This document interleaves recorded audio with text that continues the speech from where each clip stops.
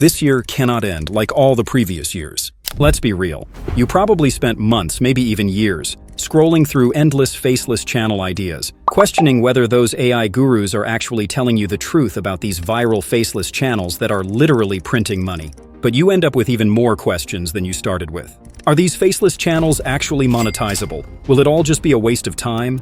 And honestly, where do you even start? By the end of it, you've probably convinced yourself to wait for the next big viral niche to come along, and then the next one and the next, without ever taking that crucial first step. And even if you do, you give up halfway because you're not seeing the success you imagined. But the truth is that every one of these popular content creators had to overcome that fear at the beginning of their YouTube journey. Trust me, most of them didn't have the necessary script writing, SEO, video editing, or even thumbnail design skills that seems to deter us from starting our channels. So to make it easier, I've put together this guide to help you on your journey. Keep in mind that the niches I'll be revealing in this video are still monetizable even in 2025, so you have no reason not to get started. Just go through this video and pick one that resonates with you. Follow the tutorial, and you'll have everything you need to successfully create every single one of these videos. Guys, I want my DMs to be full of testimonies, so I really hope someone takes the initiative to start one of these channels. And while you're at it, don't forget to hit these awesome buttons and maybe say something nice in the comment section if you find this video helpful. So here's a recap of what we'll be covering. First, we'll take a look at how you can create some badass AI animation videos. Then we'll move to creating animal rescue videos using free AI tools. Next, I'll show you how you can create some viral story videos that are pulling in more than $10,000 monthly, and move on to creating those movie trailer videos that are taking over YouTube these days. Then I'll take you through how you can create copyright-free lo-fi music videos before we move on to creating movie explainer videos, as well as police body cam videos. Right after that, I'll take you through everything you need to know in order to create both short and long-form historical documentaries, and then proceed with creating videos in this evergreen explainer niche. Next, we'll also go through the entire process of creating these Dinzo animation-style videos, create some easy stick animations, and what-if-style videos. Oh, and before I forget, a number of viewers have complained about keeping multiple characters consistent throughout their videos, so I'll be including a bonus course on it. Then finally, we'll conclude with 2 full courses on CapCut video and Premiere Pro video editing. You can find every prompt I'll be mentioning in this video inside their respective Google Docs on my Discord server. The link will be in the description and on my channel page. Guys, I really hope one of these niches motivates you to start your faceless channel today. But if you don't find the niche you're interested in, feel free to leave it in the comments. I'll try my best to add it to the roadmap for future videos. Now let's get started. Okay, so I created this short video using AI. A long time ago in Egypt, there was a baby named Moses. He was born at a time when things were hard for his people. All baby boys from the Israelites must be taken away. Where's the baby? Bring him out right now. I want him now.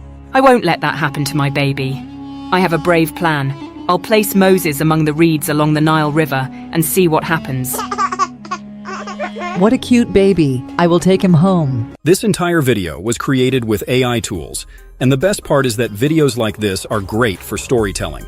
Take a look at this channel that uses AI to create Bible stories, raking in hundreds of thousands of views per video.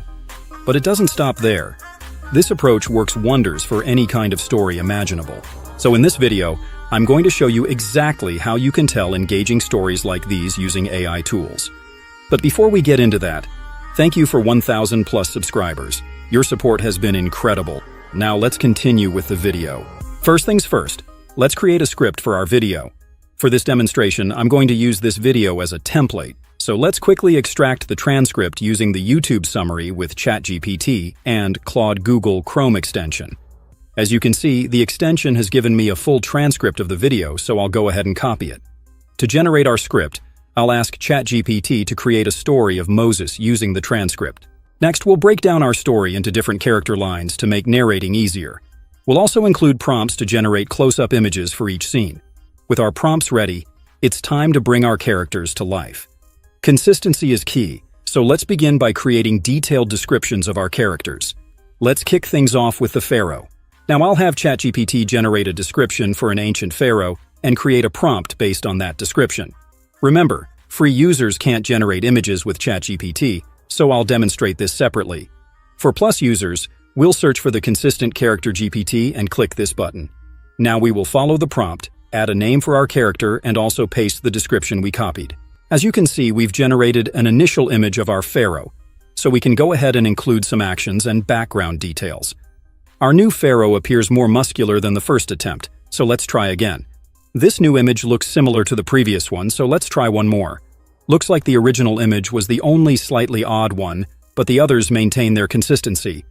To save time, I will skip the other characters and scenes. For free users, I'm going to show you a simple trick to get consistent characters from DALL-E. Let's start by creating a consistent character for Moses' mother. First, we need to craft a detailed description of her. We'll follow a similar process as we did for the pharaoh earlier.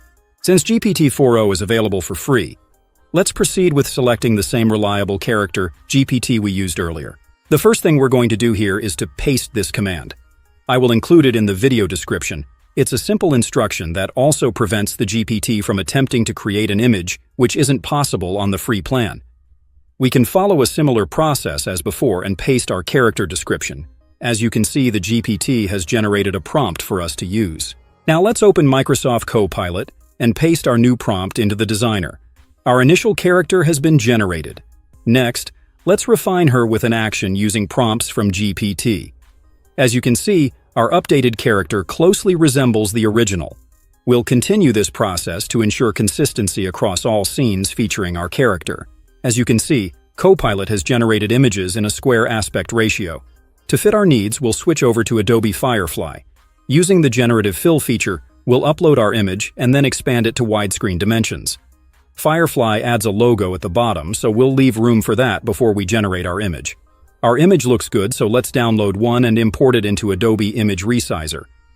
Let's select YouTube dimensions and drag our image, making sure that the Firefly logo is no longer visible. Now we can go ahead and download our image. The next step is to generate our voiceovers. We'll start by copying the character lines we prepared earlier and paste them into 11 Labs. Our first narration is that of our narrator, so let's choose a voice from the library. To find the right voice for your narration, check out my full video where I go over the 2,000 plus voices in the library to select my favorites. Let's select a character and generate our voiceover. All that is left is to repeat this process for our other characters. Now that our voiceovers are set, we can go ahead and animate our images. Depending on how you want your video to look, I can recommend two main tools. The first one is Luma Dream Machine, and the second is Immersity AI. This AI tool can enhance your images with depth, creating a 3D video effect like this example. While it doesn't animate characters directly and free users may have watermarks on their videos, it can still produce impressive results, like this zoom effect. The primary tool we're going to be focusing on is Luma Dream Machine. It's a freemium application that gives users 30 free generations each month. But this AI produces some of the best results I've seen on the market. Take a look at this video it generated. It's almost lifelike despite a few minor glitches in the hand. And this was only my second attempt. Just imagine the potential with a bit more refinement.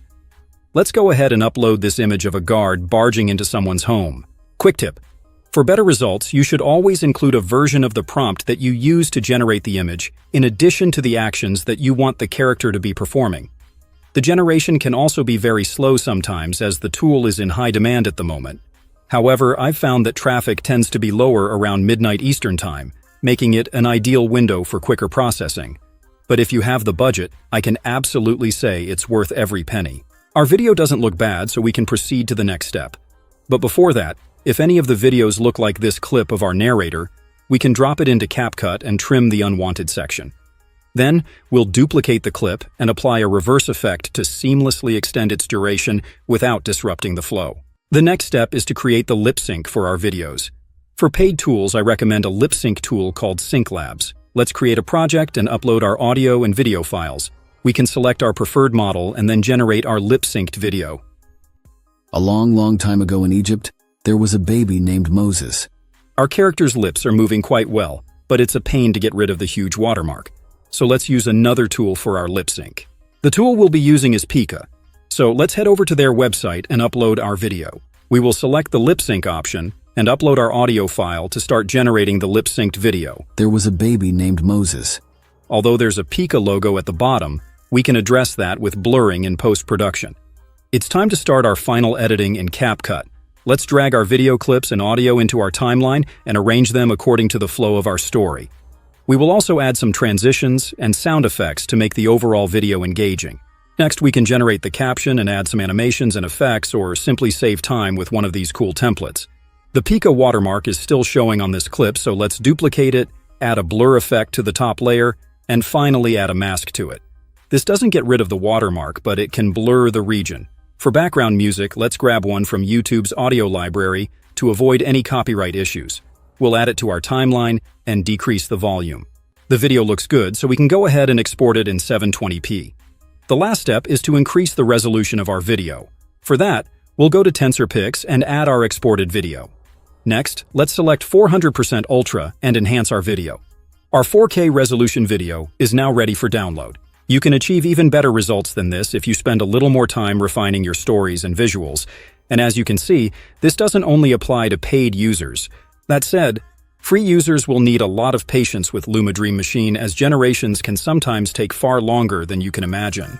Anyway, I hope you found this video helpful. If you did, please consider subscribing, sharing, and liking. Your thoughts matter too, so feel free to leave a comment below. Thank you, and see you in the next one.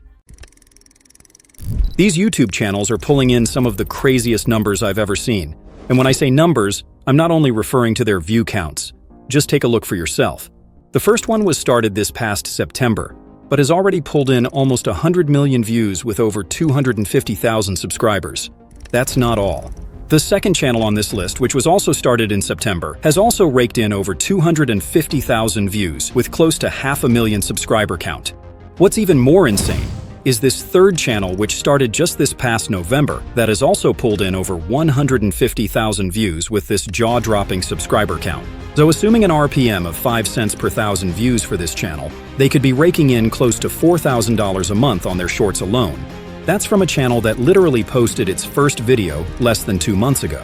If you're wondering how these channels are pulling in such outstanding numbers, well, the answer is quite simple. They're posting animal rescue videos like these using AI.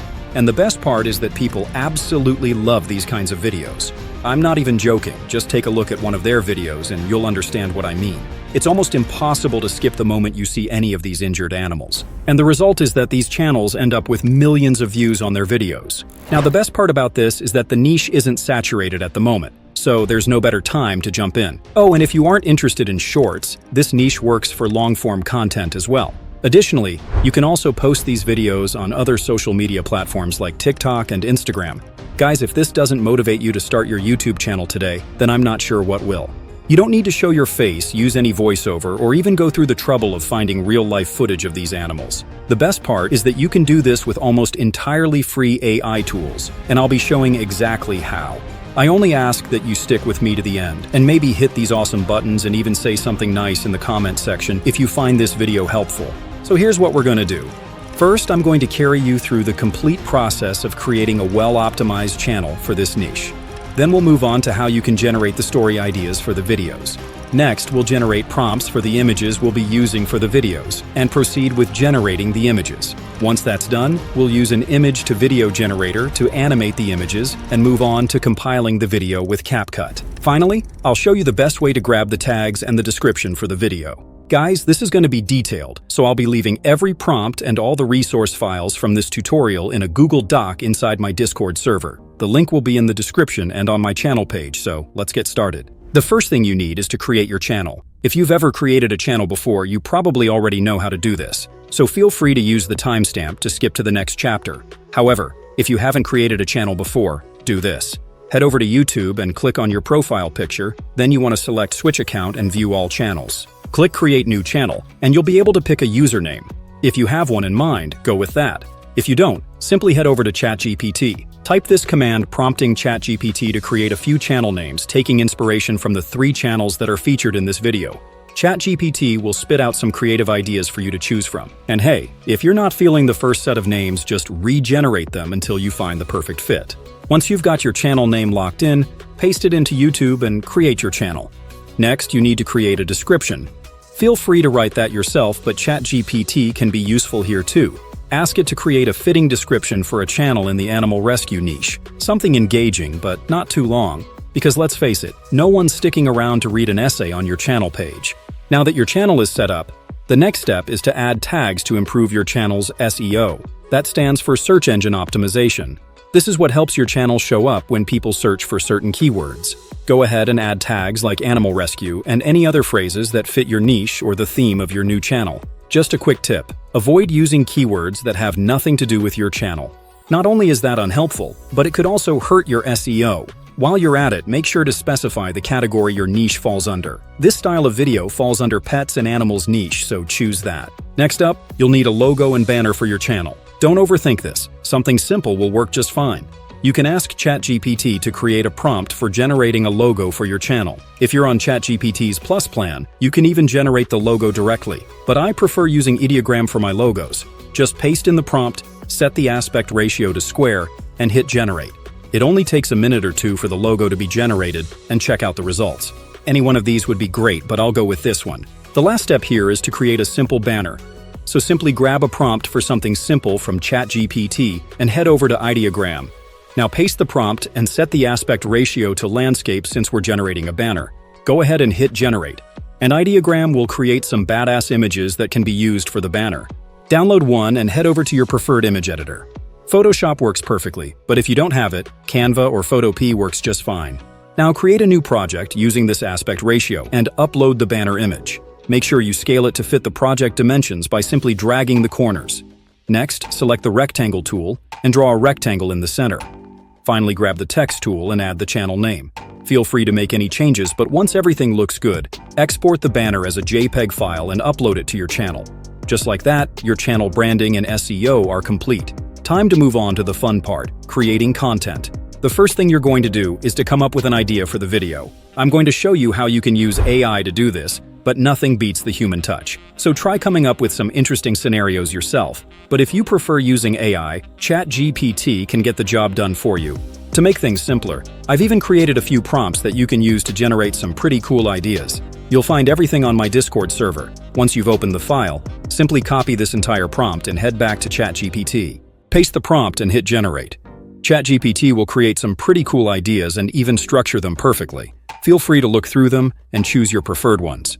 If you don't like any of these ideas, simply regenerate as many times as necessary. But once you've decided on a topic, the next step would be to create the prompts you'll be using to generate the images. You can do this manually as well, but ChatGPT can make the job a little easier. Simply head over to the Google Doc and copy this second prompt. Now paste it into ChatGPT and replace this part with the details of the idea you want to use. You can even replace it with your own idea, and then hit enter to generate the image prompts. As you can see, ChatGPT has generated 16 prompts that can be used to generate images for each stage of the story. The prompts look good, but you may need to make a few changes to better reflect what you have in mind for your story. Next step is to generate your images. Feel free to use ChatGPT or Midjourney if you're on any of their paid plans. But if you want a free option, PicLumen is a great alternative. Head over to their website and hit this launch button. Their interface is quite similar to most image generators. Simply post your prompt here and expand the advanced settings. PicLumen provides some amazing models that you can choose from, including Flux One. Feel free to test out all of these models, but for this style of video, the PicLumen Art version 1 works perfectly. Next, you can choose your aspect ratio, depending on the style of video you want to create. For YouTube Shorts, 9:16 works perfectly for portrait-style videos. But for this demonstration, I'll go ahead and choose 16:9 since I'm creating a landscape-style video. Choose the number of images you want per generation, and then proceed with the image creation. This image generation tool is lightning fast compared to most others out there. In just a few seconds, you get a fully created image, and the quality is incredible. Seriously, take a good look at these images. They're so realistic, they could easily pass for the real thing. Plus, you can tweak the prompt and regenerate as many times as you need until it's just right. The best part is how you can effortlessly maintain consistency across different scenes, which is a total game changer. I'm going to show you how, using this next prompt where a dog is interacting with the horse. Go ahead and paste the second image prompt here. To maintain the scene for the second image, you need to paste the seed number from the original image. You can easily find it by selecting that image. The seed number is right here, so copy it and close this pop-up. Now you simply need to paste it and hit generate. It only takes a few seconds and the images are ready. Check out these images. PicLumen has done a great job maintaining consistency in both the environment and the character. You'll need to repeat this process for the rest of your prompts.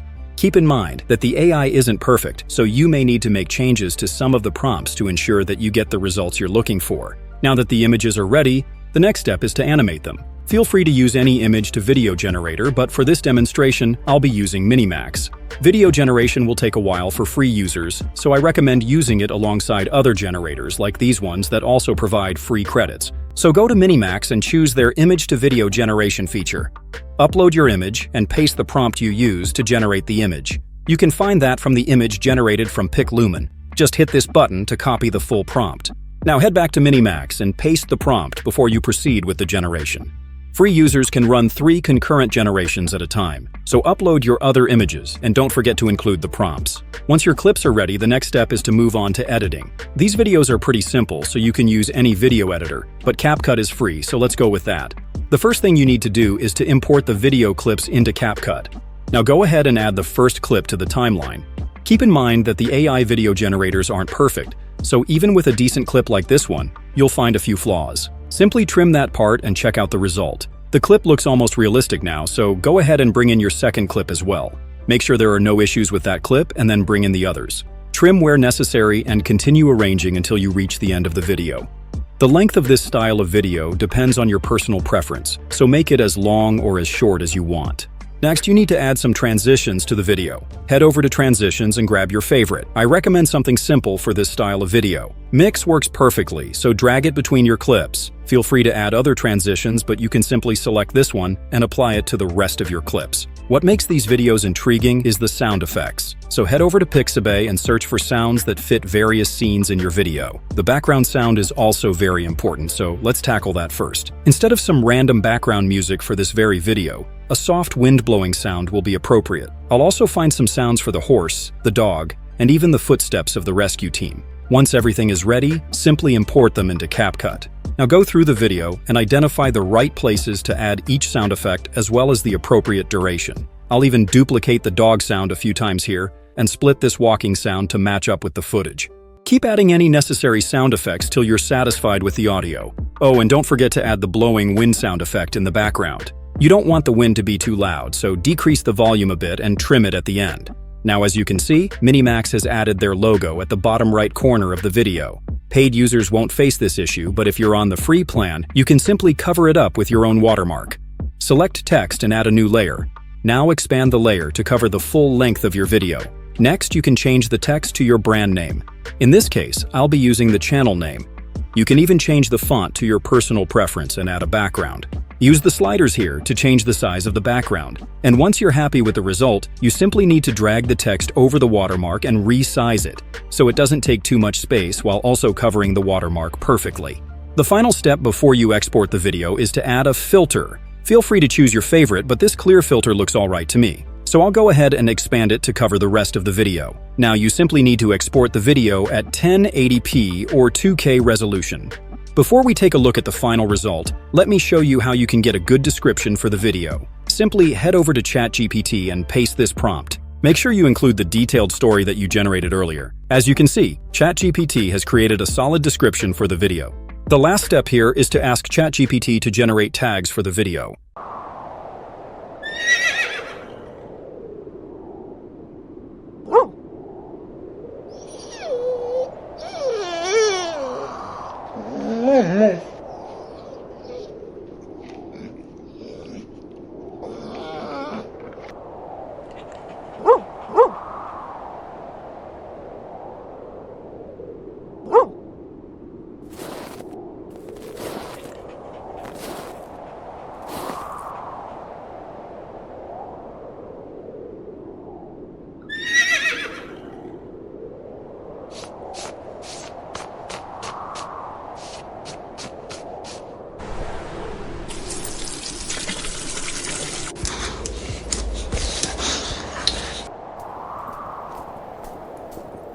Now, if this niche didn't convince you to start your YouTube journey today, check out this 2-month-old channel that's already making more than $10,000 monthly.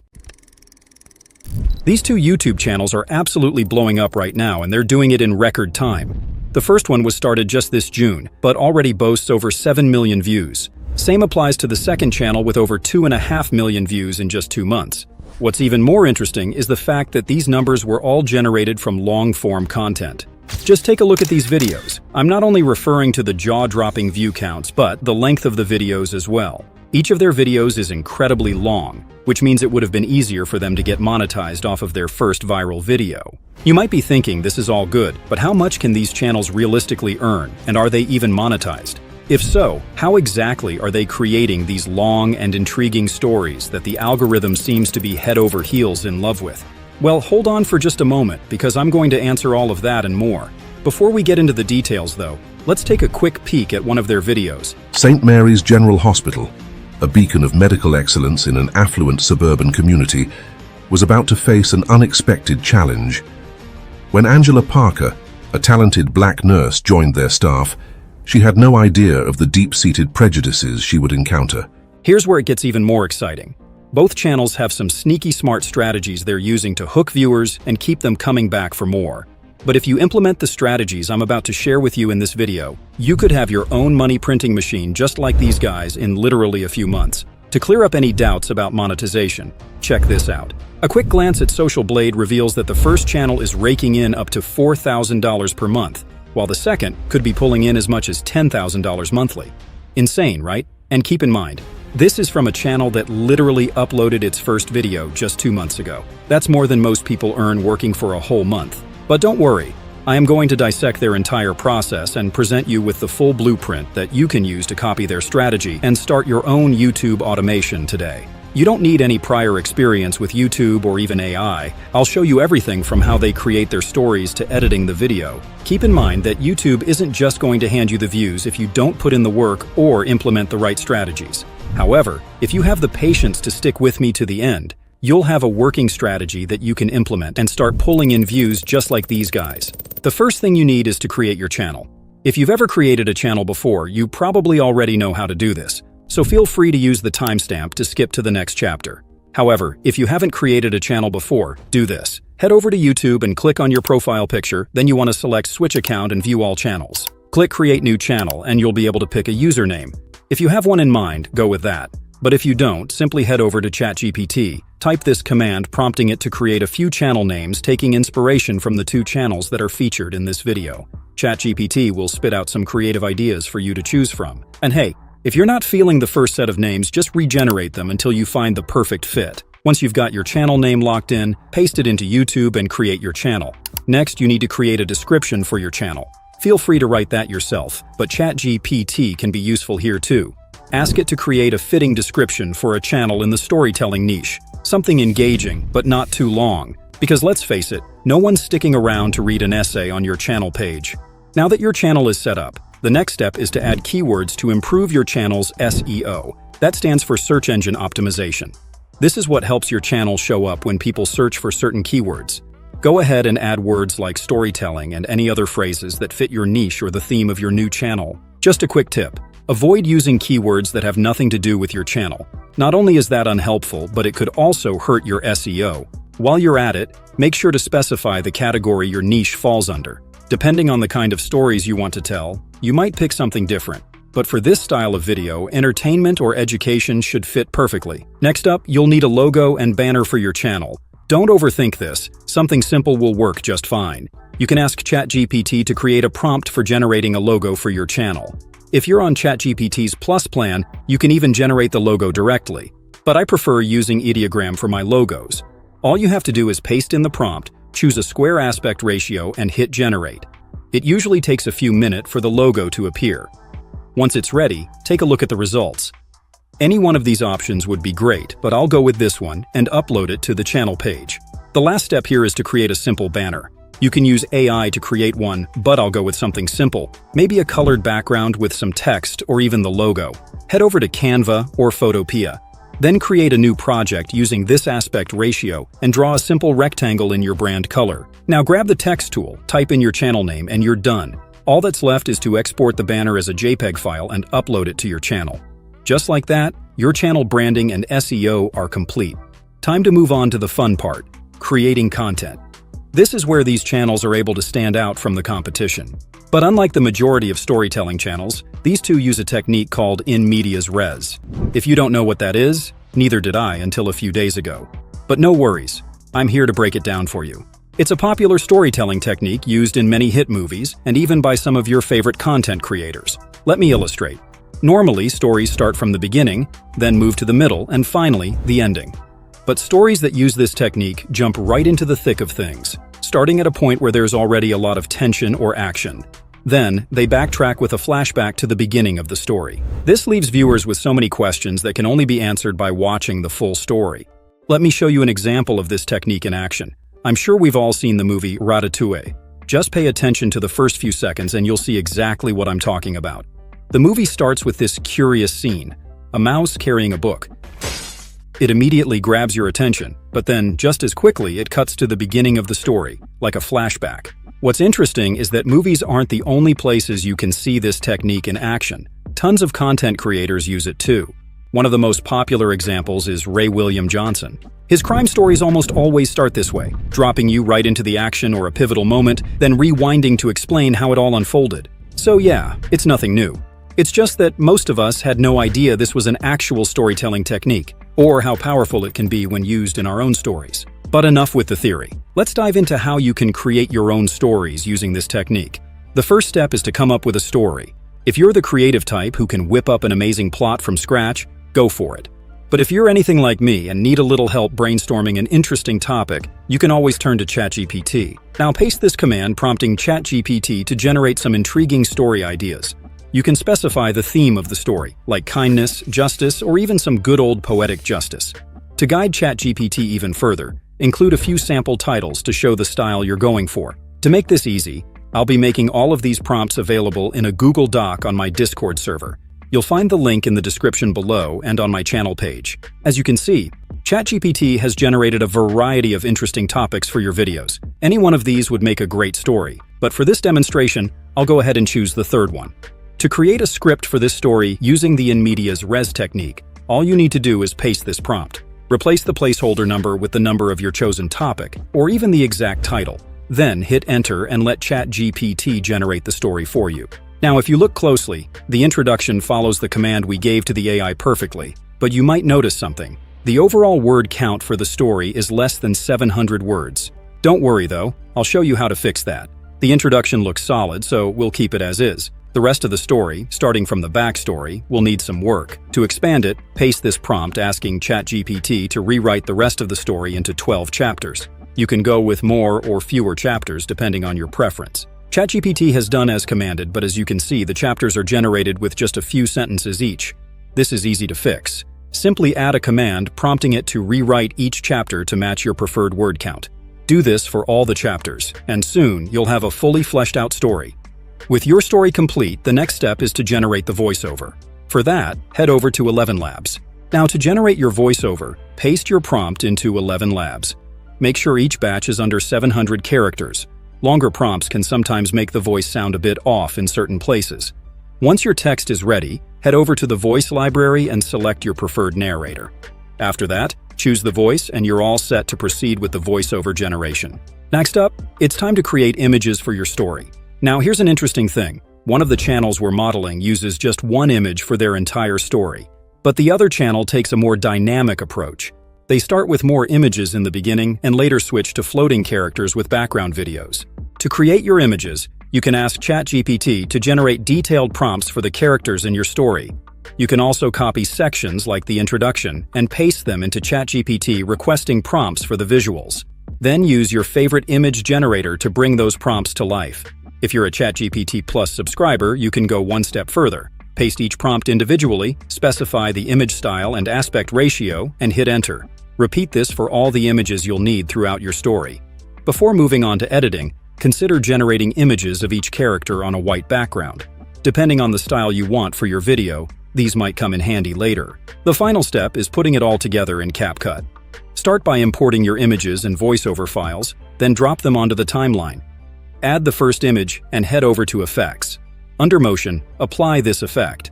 It adds a subtle motion to the image, making it feel more dynamic. After that, duplicate the first clip and start bringing in your other images. For something extra, you can try the 3D Zoom Pro effect, which adds a nice depth effect. Arrange the rest of your images to flow naturally with your story. If you want to add some extra flair, download a dust particle or old film overlay from this website. Drop the overlay into the timeline, change the blending mode to color dodge, and adjust the opacity until it feels just right.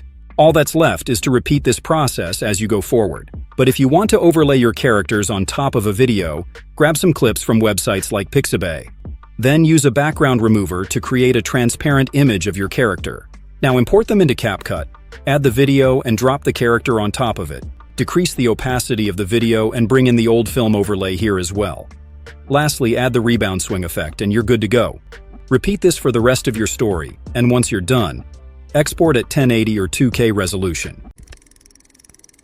In a distant realm where dwarves and elves walk the land, and danger lurks at every turn, a small hobbit embarks on the adventure of a lifetime. Meet Frodo Baggins, an unlikely hero with a heart of gold, and a ring that's anything but. When his Uncle Bilbo hands down a shiny trinket, Frodo quickly discovers it's no ordinary piece of jewelry. It's the One Ring, crafted by the Dark Lord Sauron, a malevolent force with a plan to cloak the world in darkness. And it's up to Frodo to destroy it. But Frodo isn't facing this peril alone. Enter the Fellowship, a band of brave companions. There's Aragorn, a mysterious ranger with a hidden royal lineage. Legolas, the elf with flawless aim and even better hair. Gimli, the fierce dwarf proving that size isn't everything. Boromir, a noble warrior whose ambition may be his undoing. And of course, Frodo's trusty Shire friends, Samwise, Merry, and Pippin, always on the lookout for their next meal. And let's not forget Gandalf, the wise old wizard with plenty of magic up his sleeve. Together, they'll cross dangerous lands filled with orcs, goblins, and the occasional cave troll. Their mission, to destroy the One Ring in the fires of Mount Doom, buried deep in enemy territory. I'm sure you've seen these intriguing trailers making waves all over social media. Channels like these are taking brand new movies or classic TV shows and giving them a 1950s Super Panavision movie style with the help of AI.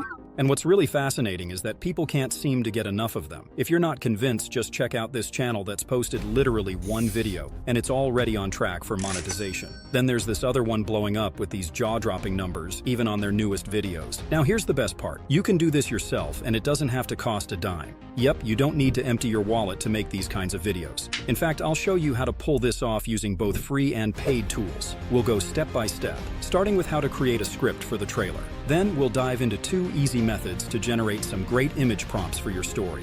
Once we've got our prompts ready, there are 2 different ways we can create the videos. The first option is to generate images, either with free or paid tools, and animate them. The second option, just generate the video directly using simple prompts. After that, we'll move on to the voiceover and of course find the perfect background music to give your trailer that cinematic edge. I'll even show you how to edit the voiceover to give it that classic megaphone-style sound, and we'll finish by compiling everything in CapCut. So let's jump right in. The first thing we're going to do is create the script for our video. For this demo, we'll make a short trailer for Lord of the Rings.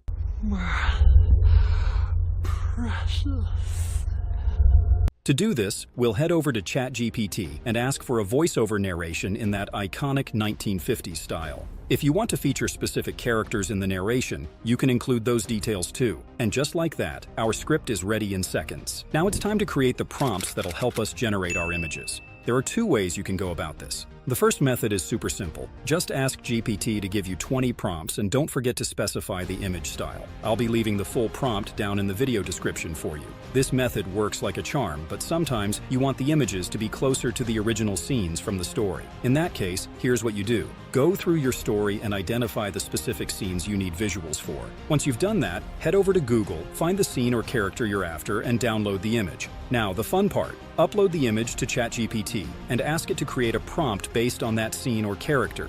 In just a few seconds, you'll have a simple prompt that'll recreate something similar but in the style you're aiming for. We'll test this method first with Midjourney before moving on to other free tools. So go ahead and copy that final prompt. While Midjourney is my go-to for high-quality images in this style, you're free to use DALL-E or any other premium image generator that you like. Since I've already set up a private server on Midjourney, we'll head there. Start with /imagine and paste the prompt we just copied. Let's clean up the prompt a little by moving the image style to the beginning, and this looks good. So let's generate that image. Take a look at these results. Not bad, but we need our character to face the camera for that dramatic effect. So, back to ChatGPT, we go to make some tweaks to the prompt. Now that we have our updated version, we'll copy it, go back to Midjourney, and start another image generation. Paste the new prompt, adjust the same details as before, and hit enter. Check out these results. It's looking so much better, and the image style is spot on for what we're going for. Let's give it another shot, but this time with Gandalf. We'll quickly grab an image of him from Google, upload it to ChatGPT for a new prompt, and follow the same steps. Back to Midjourney, type the command, paste the prompt, tweak it, and let's see what we get. These images look good, but I think we can push them a little further. So, let's regenerate and see what we get. Now these are looking way better, and we can definitely use any of these for our story. We'll go with the bottom left image, so let's select U3 to enlarge that one. To save time, we won't go through all the images for every scene, but just know that the process is pretty similar for each one. Next, let's explore how to create these images using some free tools. We'll try out both Leonardo AI and Ideogram. First up, Leonardo AI. The first thing you'll want to do is choose your preferred preset. Then, we'll select the right aspect ratio and paste our prompt. Of course, you can make any adjustments to the prompt before hitting generate. Now, check out the results. Not bad at all, but you can always tweak the settings until you're happy with what you get. Now, let's move on to Ideogram and see what it gives us. The results here are also really solid. Again, feel free to play around with the prompt if you're looking for something specific or just want to fine-tune the results. With our images ready, it's time to bring them to life by animating them. You can use any image-to-video generator you like, but I recommend Luma Dream Machine or Runway ML. Personally, I prefer Runway ML because free users get some credits to generate videos, which is super convenient. So, let's dive into Runway ML. First, hit this button to start. Make sure your preferred model is selected, upload your image, and add the same prompt you used for generating the image.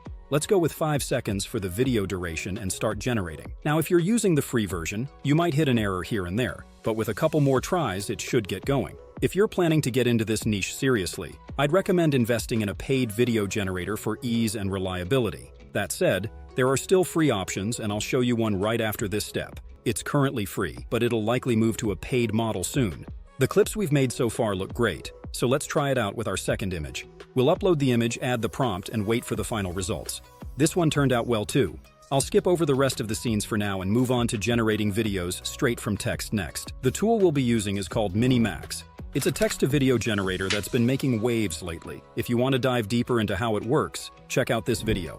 Their website isn't in English, but no worries. Just use your browser's translate feature to navigate. Once you're there, simply hit this button to start and paste your prompt. You can tweak the prompt however you like, and when you're ready, hit create to start generating your video. From what I've seen, the video generation usually takes about 5 minutes or so. Alright, our video is ready. Check out the result, it looks super cool. The character's subtle movements, the smooth panning camera, everything looks spot on. I'll skip ahead and generate one for our second character now. This one is just as impressive, if not more so. The environment, the way the character moves, the outfit, it's all looking sharp. And the best part? I didn't even need to regenerate any scenes. Now that our clips are done, the next step is creating the voiceover. For this, we'll be using 11 Labs, but feel free to use any text-to-speech tool you prefer.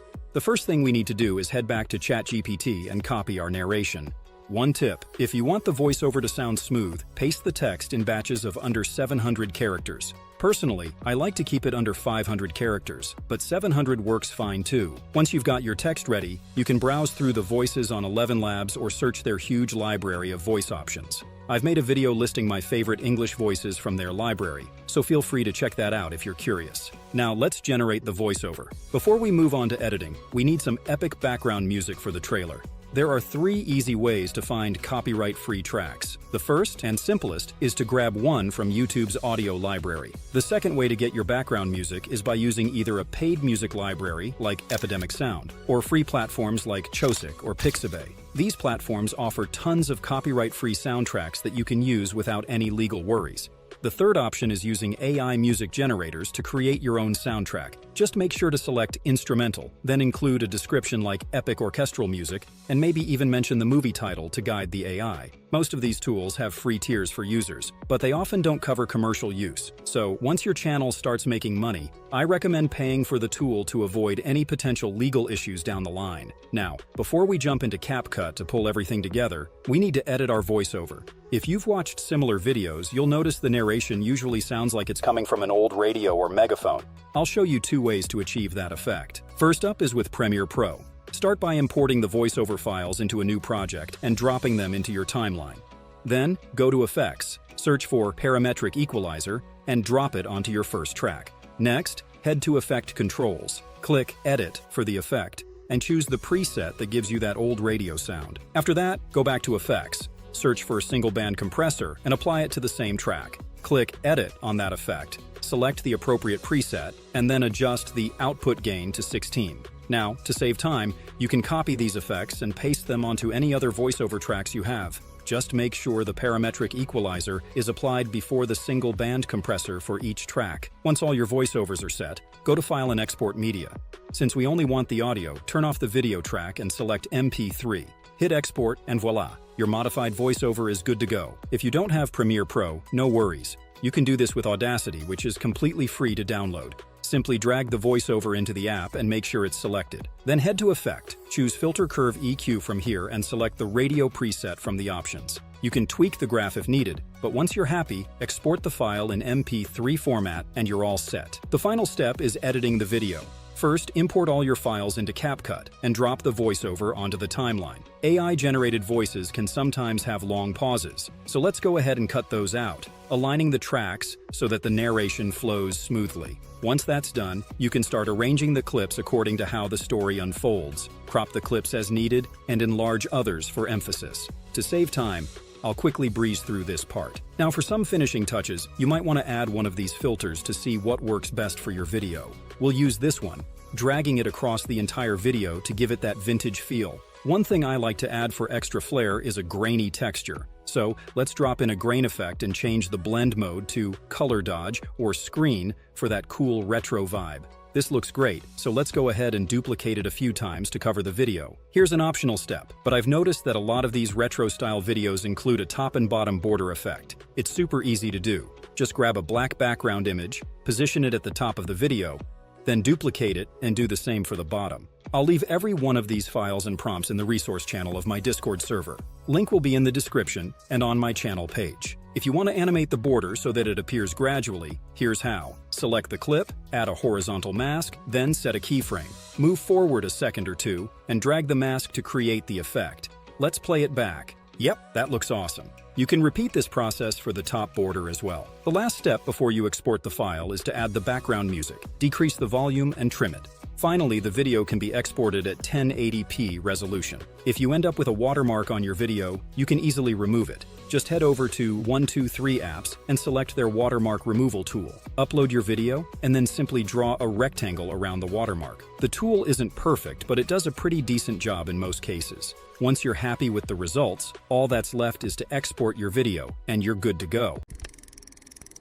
I'm sure you've seen these faceless channels that make relaxing music videos. You know, the ones your friends and everyone else keep saying can't be monetized. But here's the thing. This niche is probably one of the most misunderstood on all of YouTube. Seriously, take a look at this channel that's only about a year old and it's already killing it with these crazy numbers and yep, it's monetized. The same applies to this other channel that's only a few months old. Still, most people have this misconception about entering the niche. And honestly, I get why. A lot of those YouTube gurus out there are selling this niche like it's some sort of get-rich-quick scheme. But what happens? New creators dive in without a real strategy and end up getting demonetized just as fast as they started. That's why today, I'm going to show you how you can actually create your own monetizable music videos the right way. Plus, I'll give you some tips on what you need to avoid so your hard work doesn't go to waste with a sudden demonetization. I'll even share the monetization strategy that these successful channels are using to rake in even more cash. So stick with me until the end, and don't forget to hit those awesome buttons if you find this video helpful.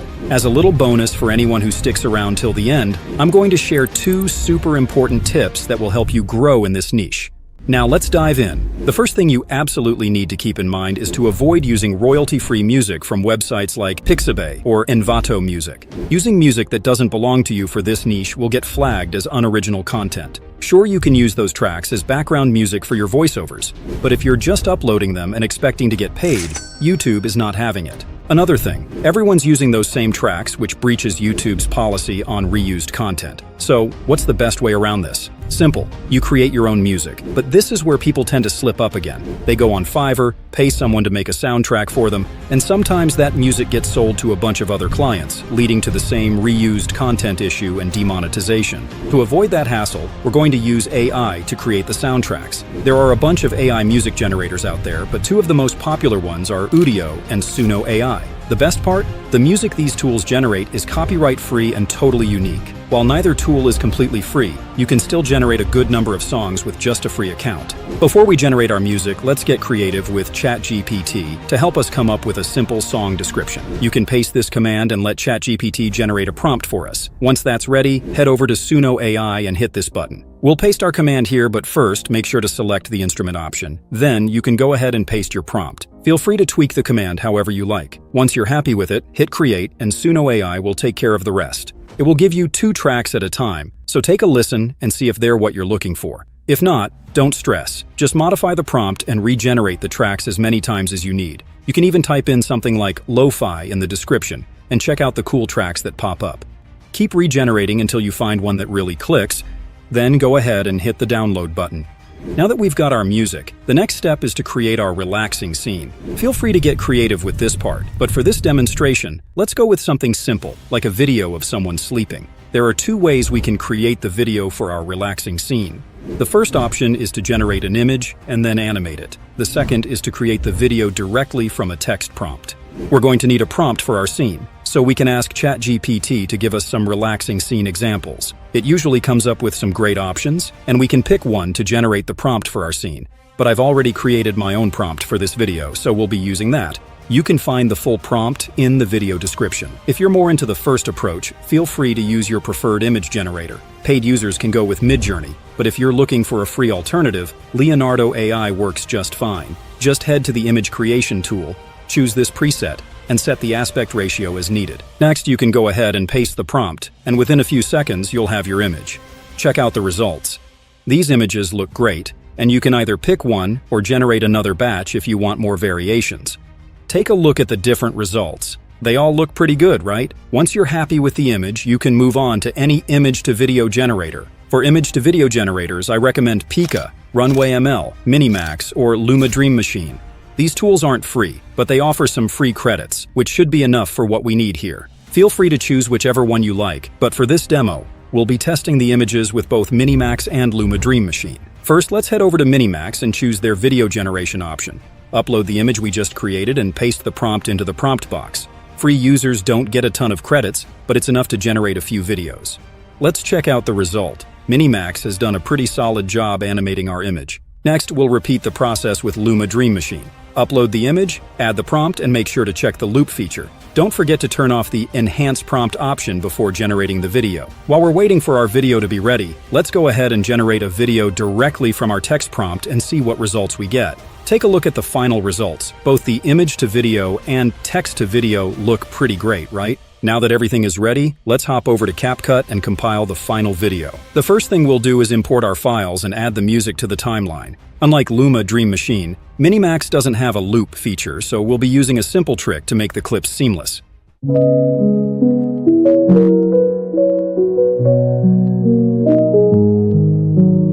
See how there's a slight break when transitioning to the next clip? To smooth this out, just reverse the second clip so it looks like the animation is continuing naturally.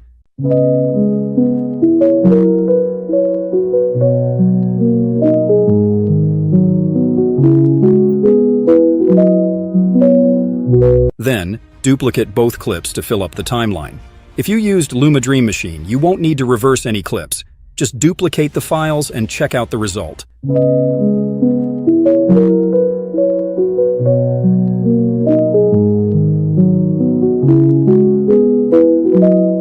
The video flows seamlessly, so you can duplicate the files as many times as you need to fill up the timeline. For videos over an hour long, just duplicate the music track and align it to keep things smooth, or pull it down slightly and add a subtle fade at the end of the top track. This way, everything blends perfectly.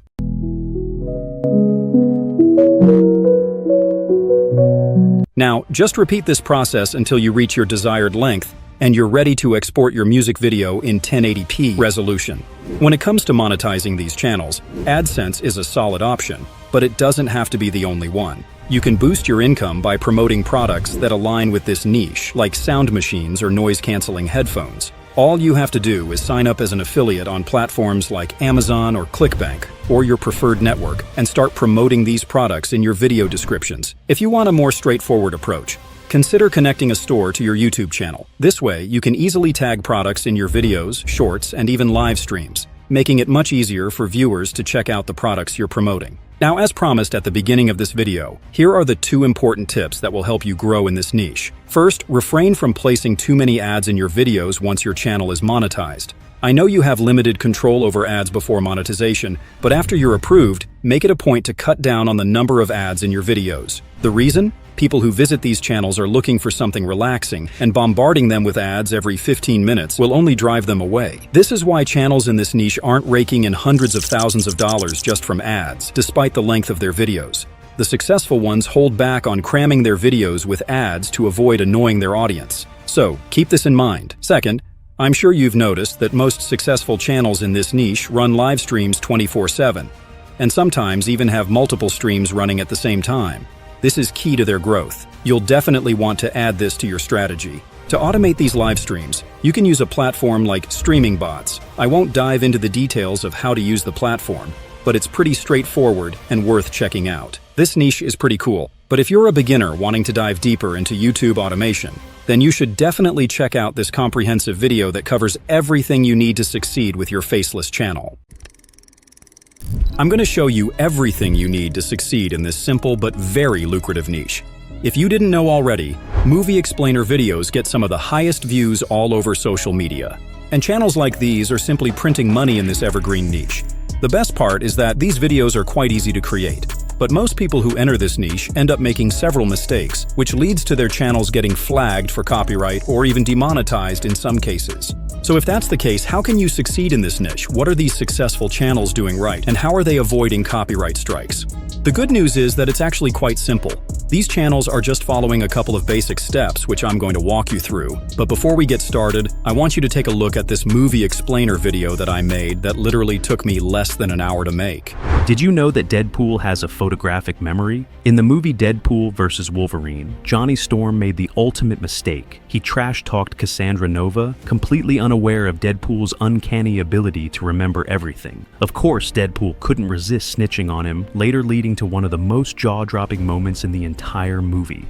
Now, I'm sure you already know how to create a channel, so I'm not going to bore you with that part. But if you don't already know how, just take a look at this video, which includes both the channel creation process as well as the channel SEO. The very first step is finding an interesting video idea. Honestly, this is where a lot of people mess up. You can follow every step I'm about to show you, but if the idea doesn't grab viewers, they're not sticking around to the end. And when that happens, your engagement and overall views take a hit. Some creators prefer using movies that they like, but just because you enjoy a movie doesn't mean your audience feels the same way, so it's much easier to use videos that have high IMDb ratings. You can find these easily with a simple Google search. As you can see, these are very popular movies that are highly rated. This method works perfectly, but if you want to find movies from a specific date range like recent movies from 2020 to 2024, you need to go to this website and select the top 250 movies from the menu.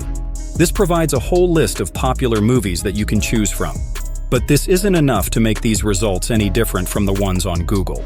The real sauce is right here. Select this icon, and you'll be presented with some pretty cool options to filter through the results. Let's check out popular movies from 2020 to 2024. Now you have a list of the most popular movies from those years.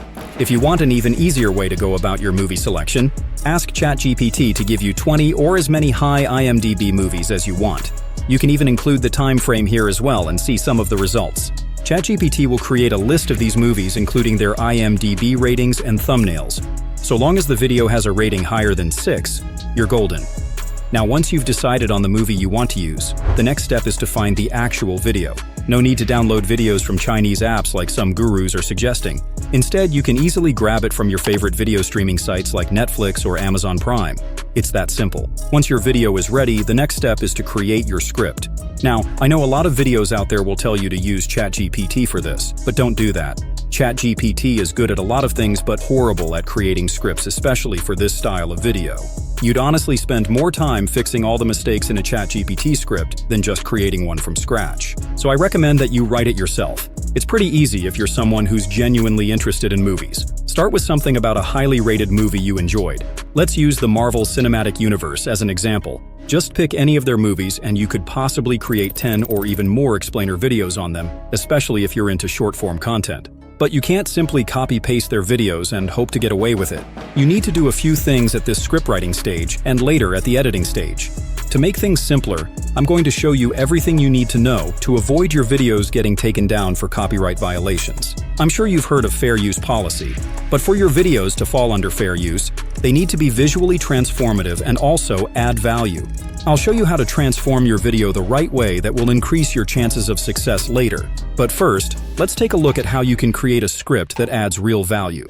Most people who enter this niche fail at this part, so I'm going to try my best to explain it in simple terms. Creating a movie explainer video doesn't mean you need to explain the entire movie. Instead, pick scenes or characters from the story that viewers would find intriguing and provide them with some additional information. Take, for example, the demo video I created. Instead of spoiling anything in the movie itself, I focused only on providing additional information about a specific scene in the movie. Same way, I could also pick another interesting scene or even characters and explain them using the clips from the movie. So in reality, you could create a whole bunch of videos from just this single movie without actually revealing any spoilers. Once your script is good to go, it's time to work on the voiceover. There are tons of text-to-speech generators out there, but if you want the best of the best, 11 Labs is a solid choice. You simply need to head over to their voice library and then choose your preferred voice character. Next, you can paste your script and proceed with the generation. Just a quick tip, keep each generation under 500 words to avoid any strange glitches or weird sounds. The final step is editing the video. You can use whatever editing software you're comfortable with, but honestly, CapCut is the best for this kind of video. I'll show you why in a bit. Start by importing your video clip and voiceover clips into CapCut. Once they're in, drop them onto the timeline like this. You won't need the original audio from the video, so go ahead and extract it, then delete it. Easy. Depending on the type of video you're making, you can pick the aspect ratio that works best for you. Since I'm creating this one for a YouTube short, 9:16 is perfect. AI voiceovers tend to have these awkwardly long breaks, so you'll need to trim those out while making sure the audio flows smoothly. Do the same for any other voiceover files you're working with. To save time, I'll speed through the rest of the cleanup. Now that the voiceover sounds good, it's time to focus on the video. This part is very important, so you need to pay close attention. To stay within the fair use policy, there are 3 key things you need to keep in mind while editing. First is to change the clip order. The second is to trim the length of longer clips and finally crop the video. Let me show you how to do this. You need to split the clips whenever the camera angle changes. This is where CapCut really shines and makes the whole process so much easier. Instead of manually going through the entire video to split it, CapCut has this amazing split scene feature that does the job for you in seconds. As you can see, it's done a great job breaking down each scene from the video. Now, all you need to do is go through the clips and pick the ones that best match your narration. For example, I'll grab this clip and drop it right here. Just remember to keep each clip around 3 to 4 seconds long, max. Instead of just picking the next clip in order, look for a more suitable one from another part of the video, like this one. Keep repeating this process for the rest of the audio, making sure each clip lines up perfectly with what's being said. I'll speed through the rest of this part, but once you're done and everything looks great, go ahead and delete any leftover clips. Now adjust each clip to match your preferred video style. You could go for a full screen look by enlarging the video to fill the frame, or create a cinematic vibe by leaving borders at the top and bottom. Some channels even leave just a top border to place their captions there. It really comes down to your personal preference and how you want your video to look. Repeat this for all your clips, making sure the characters stay in view when needed. Next, add some transitions to smooth things out. Just pick your favorite ones and drop them between the clips. If you want to keep it consistent, you can choose a single transition and apply it to the entire video. Don't forget captions, they're super important. Go to the text option and generate them for your video. CapCut offers plenty of caption templates to choose from, so feel free to play around and find one you like. If none of them work for you, you can also explore the animations available for captions. I think this template looks pretty good, so I'll go ahead and select it. You can also move the captions to the center if that's your style, but honestly, this placement works just fine for me. CapCut also has a ton of filters for your video. Just pick one you like and drop it onto your timeline. For this video, the clear filter works really well, so I'll stretch it to cover the entire duration. The final step is adding background music. You can grab a track from any premium music platform, or if you're looking for a free option, Chosic has a great collection of royalty-free tracks you can download. Another great free option is YouTube's audio library.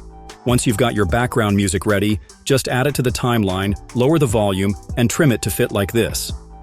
When everything's set, you can now export your video in 1080p or even 2K resolution.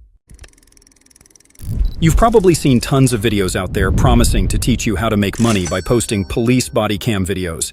They showcase these viral channels pulling in jaw-dropping numbers in this niche. But here's the thing. None of them actually explain the real secret, how to easily get access to the body cam footage you need to make this work. That's why, in this video, I'm giving you the complete blueprint to create this style of video. And most importantly, I'll share 4 unique ways to access body cam footage, no matter where you are. Stick around until the end, because the last method is a total game changer. It'll get you access to thousands of body cam videos completely free. Let's dive in. Now, I could start by walking you through how to create a logo and banner for your channel, but let's be real. You're not here for that, are you? What you really want to know is how to get your hands on those body cam videos. But hear me out. Every step in this process is critical if you want to maximize your chances of getting monetized. Since you probably already know how to set up a new channel, I'll skip that part. Instead, let's jump into creating some killer branding for your channel. First, let's start with the logo. Head over to Gravity Right and create a free account. Once you're in, go to this drop-down and select Logo Design Ideas. Now, add your channel's name and a quick description. Hit that button to generate some ideas, and voila! You've got a solid starting point for your channel's look. As you can see, this tool generates 10 unique prompts for your logo. Go through them and pick the styles that match your channel vibe. Personally, I think a badge-style logo works great for this niche, so let's test out a few of those. You can use your favorite image generator, but I'm a fan of ideogram for these kinds of designs. Just paste in the prompt, set it to a square aspect ratio, and hit generate. Check out the images that come up. If something's a little off, don't sweat it. Just tweak the prompt and try again until you're happy with the result. Once your logo's ready, it's time to move on to the channel banner.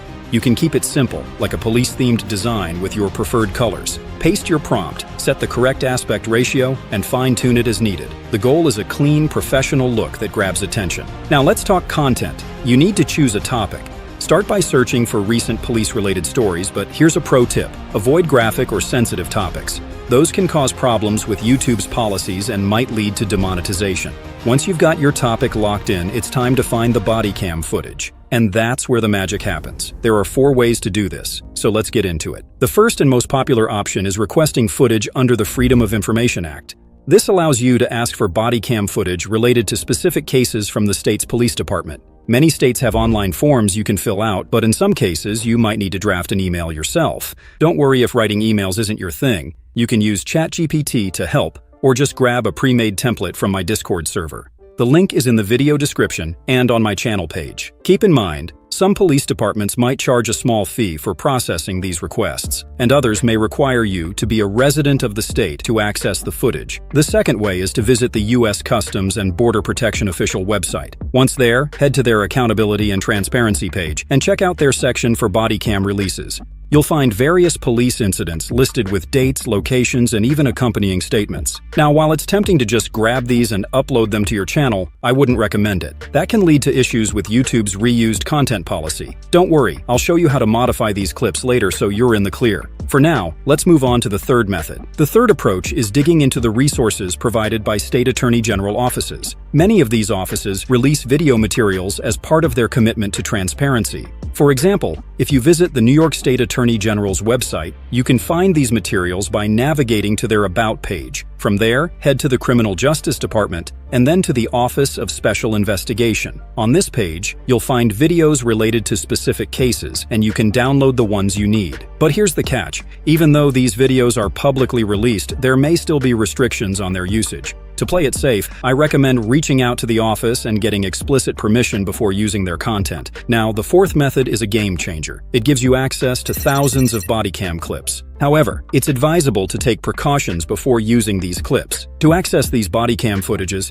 check out this archive that hosts a massive collection of body cam clips from U.S. law enforcement, some dating all the way back to 1988. It's a treasure trove with thousands of videos available for you to browse and download. You can even preview them directly on the site before deciding which ones you want to use. Once you've chosen, just download the MP4 file from their repository. It's that simple. That said, there is one drawback. The videos come with a persistent watermark. But don't worry, this is an easy fix. Just overlay your own channel's watermark to cover it up. Another important thing to remember is to pick topics or videos that are publicly accessible to avoid any legal or copyright issues. And as I mentioned earlier, don't just download these files and re-upload them as is. That's a fast track to a reused content strike or, even worse, copyright problems. Now let's talk about creating your story. You can start by searching for the incident on Google and finding a reliable publication that's reported on it. Now copy the article, head over to ChatGPT, and give it this prompt followed by the copied text. ChatGPT will spit out a decent script for you,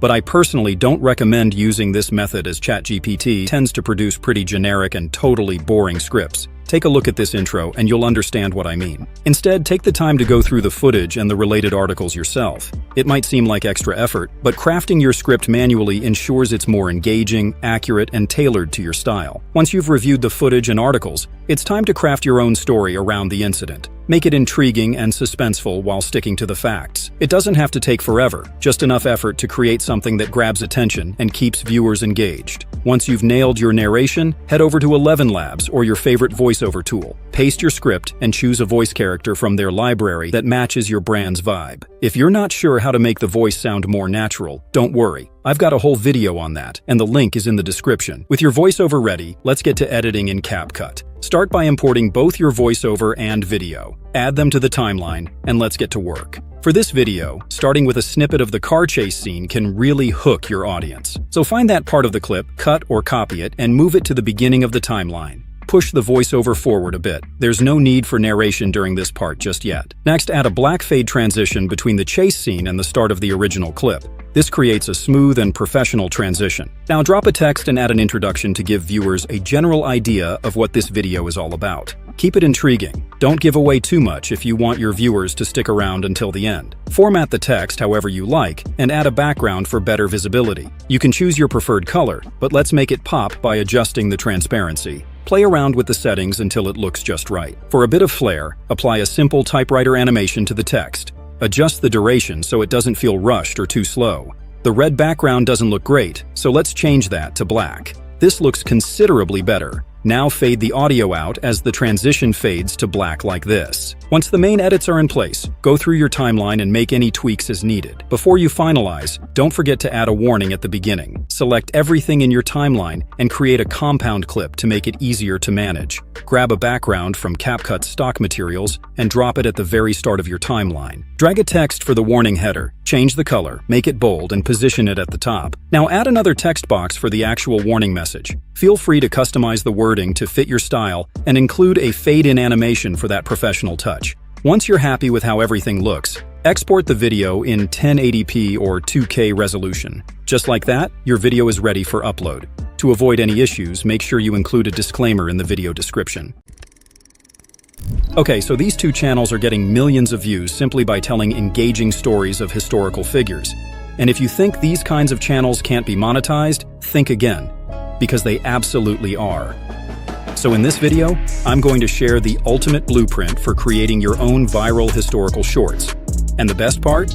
We're going to level them up like this. Check out these crazy facts about Alexander the Great. His mom convinced him that his real dad was Zeus, the Greek god, and that he was destined to conquer the world.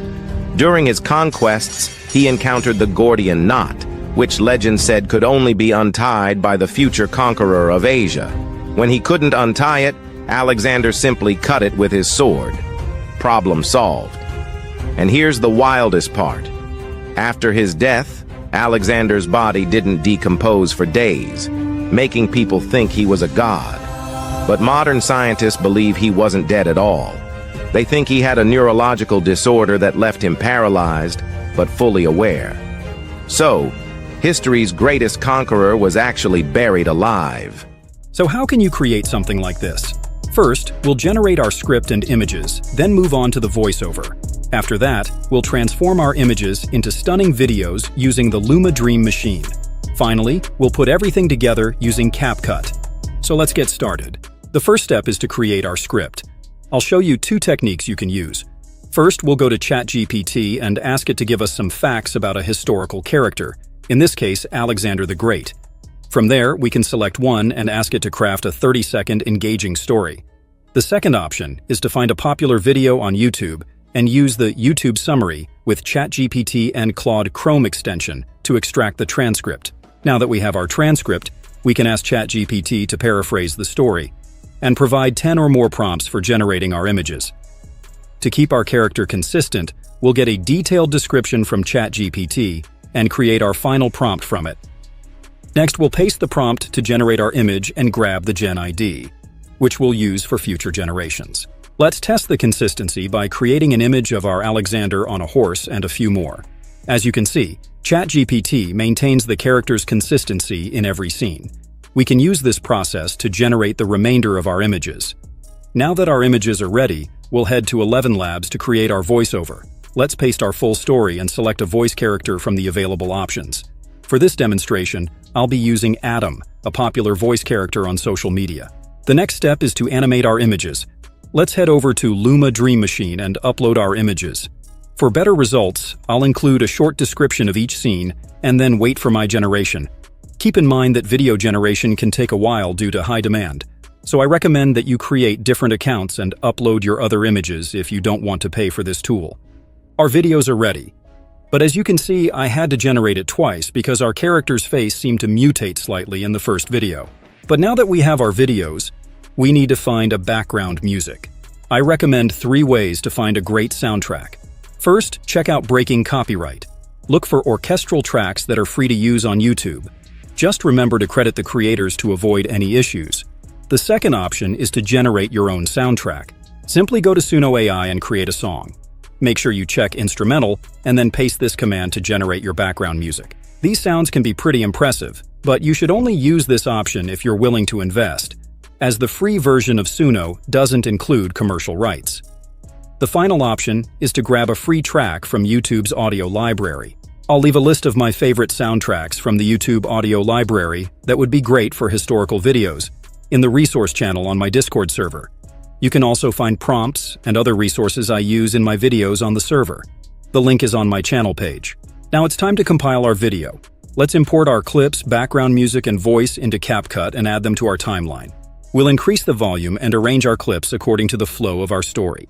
Depending on the type of video, you can select your preferred aspect ratio. Keep in mind that some of these clips can be very slow, so we'll speed them up a bit. We'll also crop some of these videos to better fit our narrative. I'll quickly finish the arrangement. For sections where we use images instead of videos, we can add some simple animations. The next step is to add transitions between our clips. Since our image already included a lightning bolt and Luma Dream Machine animated it nicely, we can add a lightning sound and effect. We'll also add a sword clash sound effect and duplicate it a few times. Now, let's add an angelic sound effect to this clip of Alexander as a god. We'll also add a clear filter and drag it to cover the entire width of our project. Check out the difference after applying the filter. Definitely an improvement. Next, we'll generate our captions, add a bounce-out animation for a single text caption effect, and center it. For the font, let's select this one and apply a shadow. We can also choose one of these templates and then apply our font. Our video looks great, but before we remove the watermark at the top, let's add our background music. We'll adjust the volume to find the perfect balance and trim it at the end. Now, we can export our video in 720p resolution. To get rid of the watermark, we'll go to 123 apps and choose the watermark removal. Now we can import our video and draw a rectangle around the Luma Dream Machine logo. All that's left is to apply the changes and export our new video. The last step is to increase the resolution of our video. Feel free to skip this step, but I prefer 1080p or above resolution even for short-form content. So we'll go to TensorPix and import our new video. The only thing we'll do here is select the 400% Ultra and enhance our video. It may take a few minutes, but our 4K resolution video is ready for download. If you found this video helpful, please subscribe to this channel for more, and don't forget to hit the like button. Thank you and see you in the next one. Okay, so this historical documentary channel only has a handful of videos, but somehow has over 11 million views, with more than 100,000 subscribers. And a quick look at Social Blade shows they're already making over $3,000 each month, which is insane. So in this video, I'm going to take you on a step-by-step journey to create your own captivating historical documentary videos and help you level them up like this. In the dawn of humanity, our ancestors roamed the African savannas. These early hominins, such as Australopithecus, were among the first to walk upright. They lived in small groups, relying on their environment for food and shelter. With the development of simple tools, these early humans began to shape their world. The ability to create and use tools marked a significant leap in our evolution, paving the way for future advancements. Around 1.8 million years ago, a new species, Homo erectus, emerged and embarked on a remarkable journey. They migrated out of Africa, spreading across Europe and Asia. This period of exploration and adaptation laid the foundation for the spread of human civilization. One of the best things about the historical documentary niche is that it's considered evergreen. People will always be fascinated by history, which means your content can continue to attract viewers for years to come. And guess what? You can do it all without ever showing your face. We'll kick things off by generating our script using ChatGPT, then create compelling voiceovers. Next, we'll generate stunning images, bring them to life with animations, and select the perfect background music. Finally, we'll piece everything together in CapCut and enhance the resolution of our videos. So let's get started. For this demonstration, we will be creating a video about the history of human civilization. To get started, we'll give ChatGPT the command to generate a 2,000-word documentary on our topic. As you can see, ChatGPT has created our narration for each scene. Now, we need the full narration for our voiceover, so let's go ahead and grab that. Finally, let's ask ChatGPT to create 3 or more prompts for each scene to make our image generation easier. With our script in hand, it's time to generate the voiceover for our narration.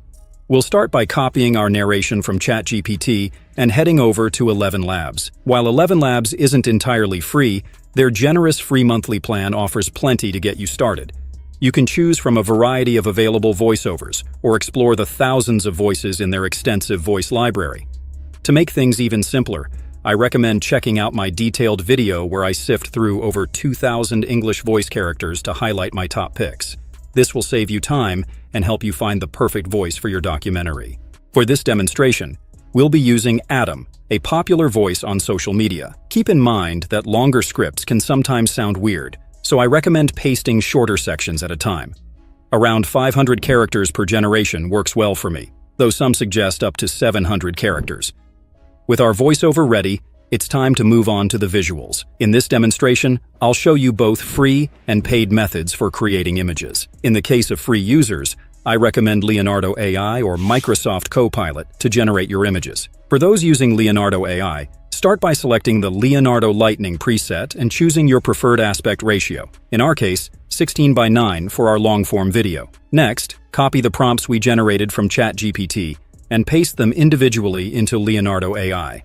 The initial results are promising, but feel free to tweak the prompts and explore other presets, like the anime style, if that suits your documentary's aesthetic. For Copilot users, head over to the designer and paste your prompt. The images generated here look fantastic, so let's create a few more.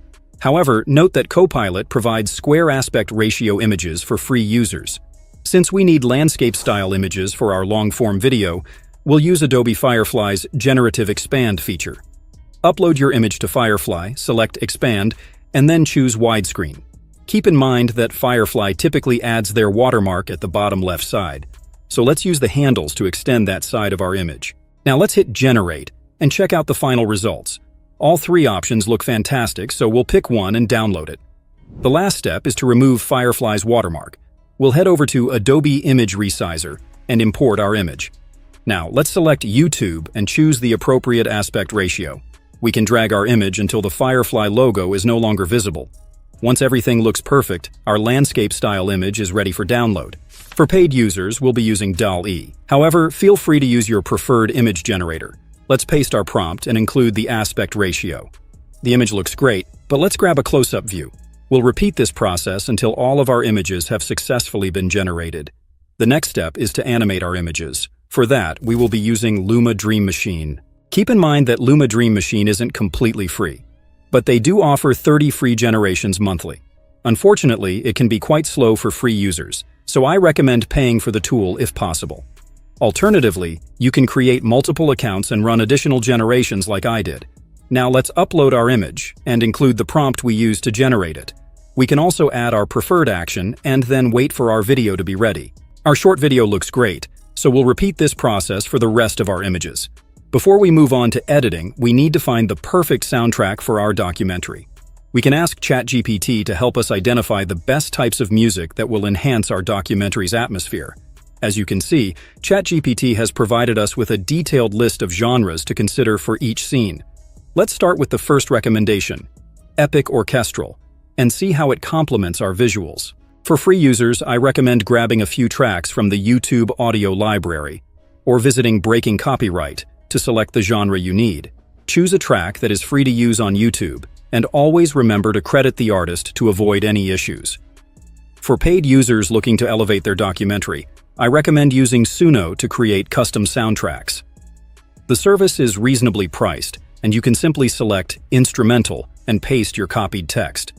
These music generators are excellent for creating soundtracks, making them perfect for videos like ours. Now it's time to edit our video. Let's open CapCut and import our clips, voiceovers, and soundtrack.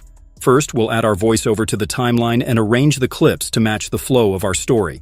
Depending on the narration, we may need to shorten some clips and speed others up as necessary to maintain a smooth and engaging narrative. Next, we need to add some transitions. Let's choose simple transitions to avoid adding too much motion to the video. Alternatively, we can pick one consistent transition and apply it to all our clips. We'll also select a filter and drag it to cover the entire timeline for a cohesive look. Finally, let's find some effects that perfectly complement individual clips and apply them to enhance the visual appeal. Next, we'll grab our background music, drop it into the timeline, and decrease the overall volume to ensure it doesn't overpower the narration. I realized I neglected to add sound effects, so let's find some suitable ones and add them to the timeline as well. Before we export our video, let's generate our captions. We'll select an animation style and change the font to Comica Axis. Our text isn't very clear, so let's add a shadow for better readability and position the captions properly. Our video is looking great, so let's go ahead and export it in 720p resolution. The final step is to increase the resolution of our video. To do this, we'll head over to vMake Video Enhancer and upload our video. Now, we just need to wait for vMake to finish its magic, and our high-resolution video is ready. Anyway, I hope you found this demonstration helpful. If you did, please consider subscribing to the channel and don't forget to smash that like button. Thank you, and see you in the next one.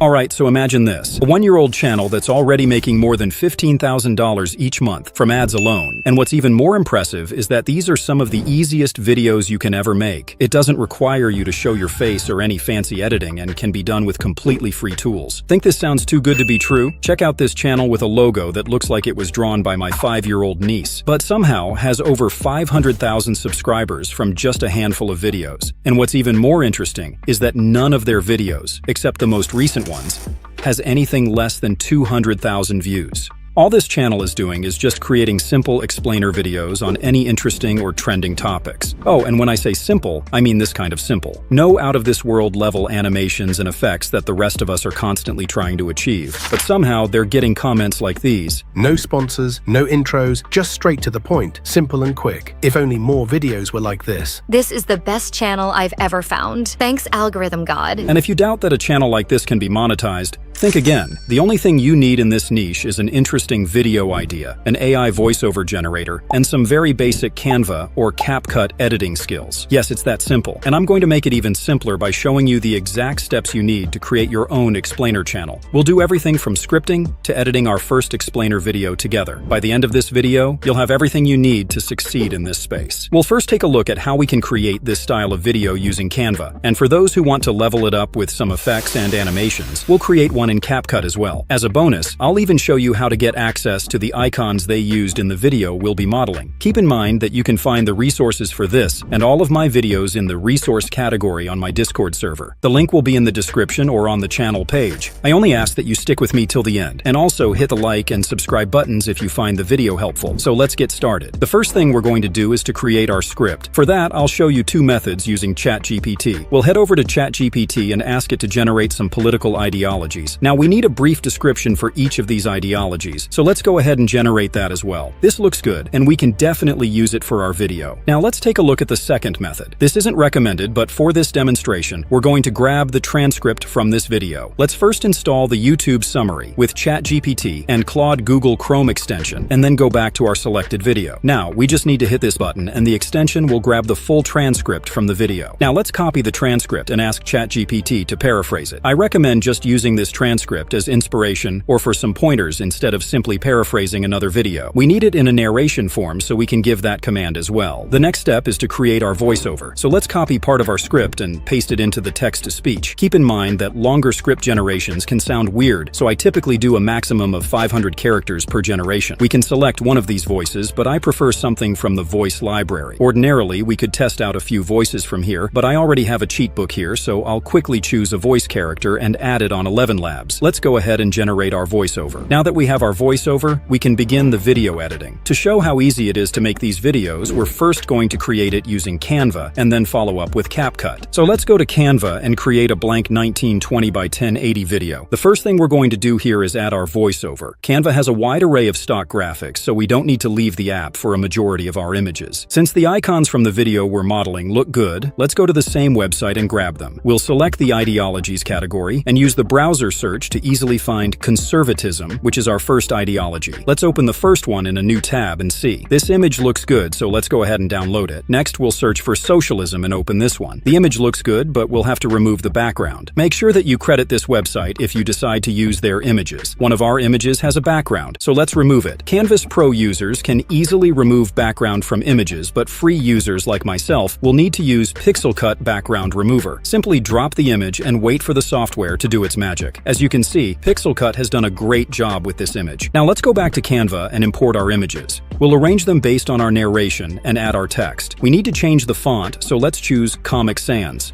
Duplicate the text a few times, and modify them appropriately. Let's change the duration of our first page so it aligns perfectly with the narration. This looks good, so let's copy its contents to a new page and make sure the duration of the new page also aligns with our narration. We need to add a transition between these two pages, so let's select this one and check out our result. This transition won't be visible at this point since we haven't done anything different on our second page.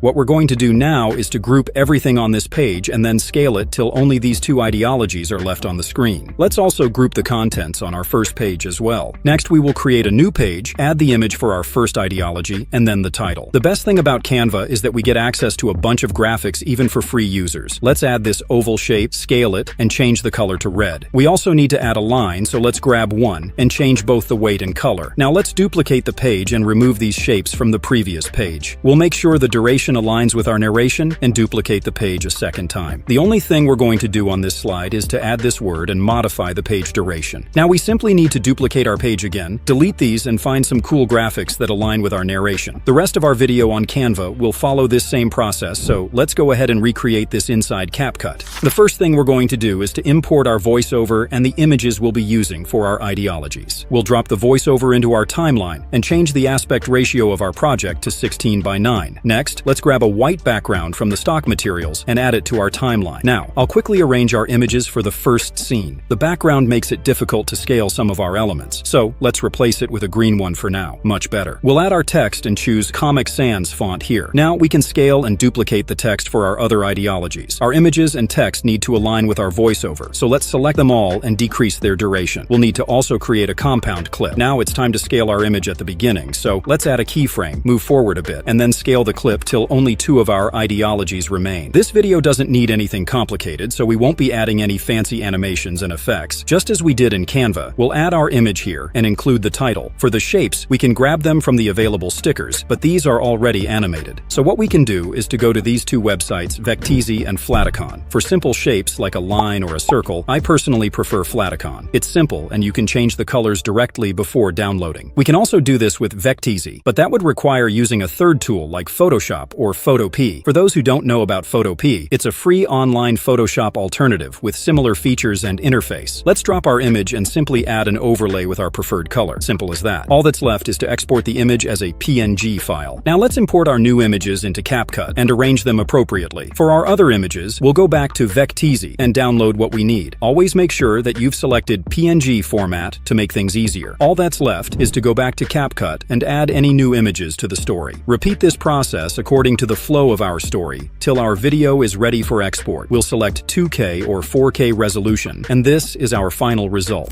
Conservatism. In the world of conservatism, the past is treasured, and traditional values are the cornerstone of society. Here, the nuclear family is upheld as the ideal, organized religion is revered, the military is respected, and property rights are fiercely protected.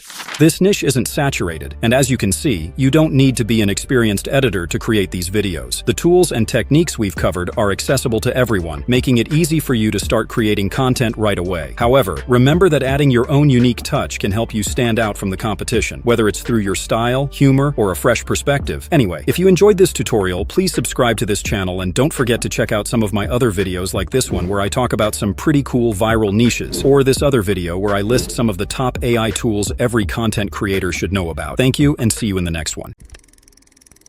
What if I told you that you could actually monetize your YouTube channel with just one video? Yep, you heard me right. And before you jump to conclusions, no, I'm not talking about short-form content. I'm talking about a channel that's crushing it creating long videos. And here's the wild part. They're not the only ones in this niche pulling in crazy numbers. There's this other channel that's uploaded just 5 videos, and their views are off the charts. And get this, another one with only 9 uploads is already racking up hundreds of thousands of views per video. All of this from a channel that uploaded their first video barely a month ago. Sounds insane, right? But here's the kicker. All they're doing is creating these super simple animation-style videos, mostly about why it sucks to be born as certain animals. The genius about these videos is the fact that their animations are so basic they look like something a kindergartner could have drawn.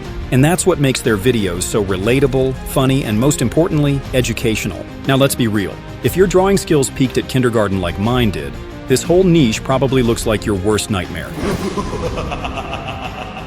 But here's the thing. This actually works in your favor, because it means there's less competition in the niche. And honestly, creating this style of video is easier than you think. The best part is that you don't even need to know how to draw or even use some fancy 2D editing software. This entire video can be made using AI tools, maybe a little Photoshop magic if you want to level up, and of course CapCut for editing. All you need to do is follow every step in this video, and you'll be well on your way to creating your own viral videos. To prove to you that this isn't some BS, here's a short clip I made using this exact process. First off, your journey begins as an egg. But guess what? You're not alone. Nope, you're one of 30 or 40 siblings, all racing to be the first to hatch. It's a good thing you're competitive, right? Because the early bird, or rather the early croc, gets the best shot at survival. But don't get too cocky just yet, because the moment you pop out of your egg, chaos begins. Half your siblings don't even make it to their first swim lesson. Why? Well, let's start with the birds. To them, your nest is basically an all-you-can-eat buffet. And if it's not a bird swooping down for a snack, it's something even more terrifying, your own mother. That's right, Mama Gator, who lovingly guarded her eggs from predators, might decide she's a little peckish herself. Before we dive in, let me give you a quick rundown of what we're going to do. First, I'll walk you through the entire process of creating a channel and branding it just like these guys. Then we'll move on to generating topics for this niche, followed by crafting the narration using some special prompts I've got lined up for you. After that, we'll get into generating the voiceover with both free and paid tools. Next, I'll show you how to create images for your animations, as well as how you can easily edit them. Finally, I'll walk you through how to compile everything into a polished video using CapCut. Guys, I'm not holding back on this one, so make sure to hit those awesome buttons if you find this helpful. And hey, leave a nice comment if you can. I try my best to read and respond to every single one myself. Now, let's get started. The first step is creating your channel and branding. If you're already familiar with this, feel free to skip ahead to the next part. Otherwise, if you haven't created a channel yet, don't worry. I've got you covered. Here's what you need to do. Head over to YouTube and click on your profile picture. From there, select Switch Account and then View All Channels. Next, click on Create New Channel, and you'll be prompted to pick a username. If you've already got one in mind, great, go with that. If not, no stress. Typically, we'd use ChatGPT for this, but I'm going to show you a new tool that can help with your branding as well as serve as a companion on your YouTube automation journey. This tool is called AlphaTwin. Honestly, if you're new to YouTube automation and need someone to hold your hand, this tool is like having your own AI guy. And I'm not kidding. This bot is actually trained on the YouTube automation knowledge of AI Guy. If you've seen any of his videos, you should already know the level of value you'll be getting. But enough with the hype. Let's head over to the tool and paste this command asking it to generate a few channel name ideas, taking inspiration from the channels we've talked about in this video. AlphaTwin will come up with some creative suggestions for you to choose from. And if the first batch of names doesn't feel right, just ask it to regenerate until you find the perfect one that clicks. Once you've got your channel name locked in, it's time to craft the description. You can write this yourself, but if you need a little help, AlphaTwin can step in here too. Paste this prompt requesting a fitting description for the channel, something engaging and to the point. Remember, no one wants to read an essay on your channel page, so keep it short, sweet, and something that grabs attention. Now that your channel is all set up, the next step is to add tags to improve your channel's SEO. That stands for search engine optimization. This is what helps your channel show up when people search for certain keywords. Go ahead and add tags like animals, educational, and any other phrases that fit your niche or theme. Quick tip: avoid using keywords that aren't relevant to your channel. Not only does that mess with your SEO, but it's also just not helpful for your audience. While you're at it, make sure to specify the category your niche falls under. For this kind of video, you'll want to choose the education category. Next up, you'll need a logo and banner for your channel. Most of these channels use some form of character as their logo, so you can ask this tool to create a prompt for generating a character in this drawing style, or you simply need to modify this one. The tool is trained to create some really good prompts for images. Now hit copy, head over to Leonardo AI, and paste it. Make sure you select this aspect ratio before you hit generate. Look through the results and choose one that would be perfect for your channel. If you don't like these results, go ahead and regenerate. The last step here is to create a simple banner. As you can see, this channel simply uses their full-length character for their banner. This is also why our logo was created in portrait format. Feel free to drop it on top of a banner-sized white background, but if you want something a bit more complex like this one, paste this prompt inside Leonardo AI and make sure the aspect ratio is set to 16:9 before you generate the banner. These images look good, but if you want something a bit more customized, create the animals individually and arrange them on a white background inside a tool like Photoshop, Canva, or Photopea. Feel free to upload it to your channel once you're satisfied. Now let's move on to creating content. The first thing you need to do is to generate a topic. This is particularly easy for this style of content, but you can still use ChatGPT to generate them.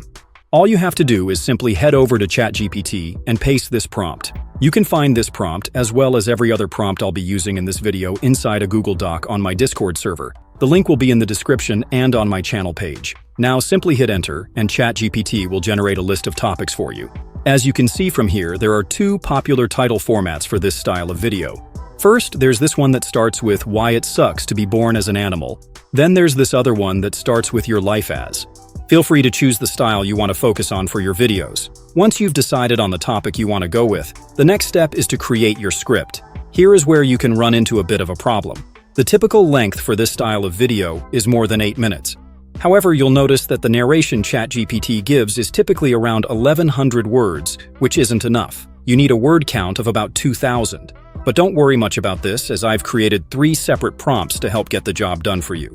All you have to do is head over to the Google Doc and copy this prompt. Now go back to ChatGPT and paste it here. You need to change this to the name of the animal you're targeting. Once you're done, go ahead and hit enter. As you can see, ChatGPT has created the first section of the narration. So head back to the Google Doc and copy the second prompt, paste it into ChatGPT, and once again replace this with the name of the animal. Now hit enter and repeat this for the last prompt. The only difference with the third prompt is that you won't need to replace anything. Simply hit enter to generate the last part of your narration. Just like that, your script is ready. The next step is to create the voiceover. Free users can use Clipchamp or any preferred text-to-speech generator, but if you're looking for the best on the market, 11 Labs is a great option. You need to find a good voice character, so head over to their voice library and look through their huge portfolio of voice characters. Once you've decided on one, just select it and paste your prompt. I recommend keeping each batch under 700 to avoid any weirdness in the voiceover. Now, hit generate and you're done. The next step is to create the images you'll be using for the story. Now you can use ChatGPT to generate image prompts, but I recommend going through the story yourself to better determine the kind of background and characters you'll need. Once that's done, you need to move on to actually generating the images. Feel free to use your favorite image generator, but I recommend Pixelmator, which is free to use at the moment. Head over to their page and hit this button. As you can see, the interface is quite similar to other image generators. To get started, paste this prompt, which you'll find in the Google Doc. Make sure you include this command and the style of image you're going for. The first thing we'll be generating is the background. Then we'll move on to the characters for our story. Feel free to test out the available models here, but this Flux One model works perfectly for this style of image. Now select the aspect ratio that you're going for. Choose 9:16 if you want to try creating shorts, but for this style of video, you can choose 16:9. You can also choose the number of images per generation here and go ahead with the image generation. These images look great, so feel free to generate a few more. Next, I'm going to create the egg, so I'll paste the same prompt and simply modify it to make it an egg with a simple background. This way, it'll be easier to remove it. These images are perfect for what we want, so we can definitely use them. Now, let's modify the prompt to create the crocodile from the story. This image looks cute for the baby croc, so let's use that. Feel free to generate a few more, but to save time, let's move on to generating the image of the bird. This looks pretty good. So let's move on to the next step, which is editing the images. Feel free to use Photoshop, but if you don't have it, Photopea is a great alternative. Simply head over to their page and drop the image. The first one we're editing is the egg. First thing I'm going to remove is the background. So I'll select this magic wand tool, click on the background, and hit delete. If you face this issue where the color of the egg has been erased, just press Ctrl-Z to undo, then Ctrl-D to deselect. Now decrease the tolerance level from here and click the background once again. As you can see, only the background has been selected, so hit the delete button to remove it. Head over to File and export it as a PNG. Make sure you choose file names that will make it easy for you to identify each image. Now we need to create the egg cracking effect. So choose the brush tool and change the color to match the outline of the egg. Instead of drawing the full crack effect, it's better to draw it in pieces. The line doesn't need to be perfect, so anything will do. Export this first part with an appropriate name. Then go back to the image and add a bit more. Export that one too and repeat this till you've created the full crack effect. Now we're going to split the egg, so let's first draw another similar line above the current one. It doesn't need to be perfect, but once it's done, pick the lasso tool and use it to select only the top part of the egg like this. Next, hit Ctrl+X and Ctrl+V to paste the selected part on a separate layer. To make things easier to see, I'm going to add a black image behind the egg while we do a bit of cleanup. There's a bit of white here, so you can use the eraser tool to remove it or combine it with the magic wand tool to do the same. We need to do this cleanup for both layers, so I'll quickly speed through it.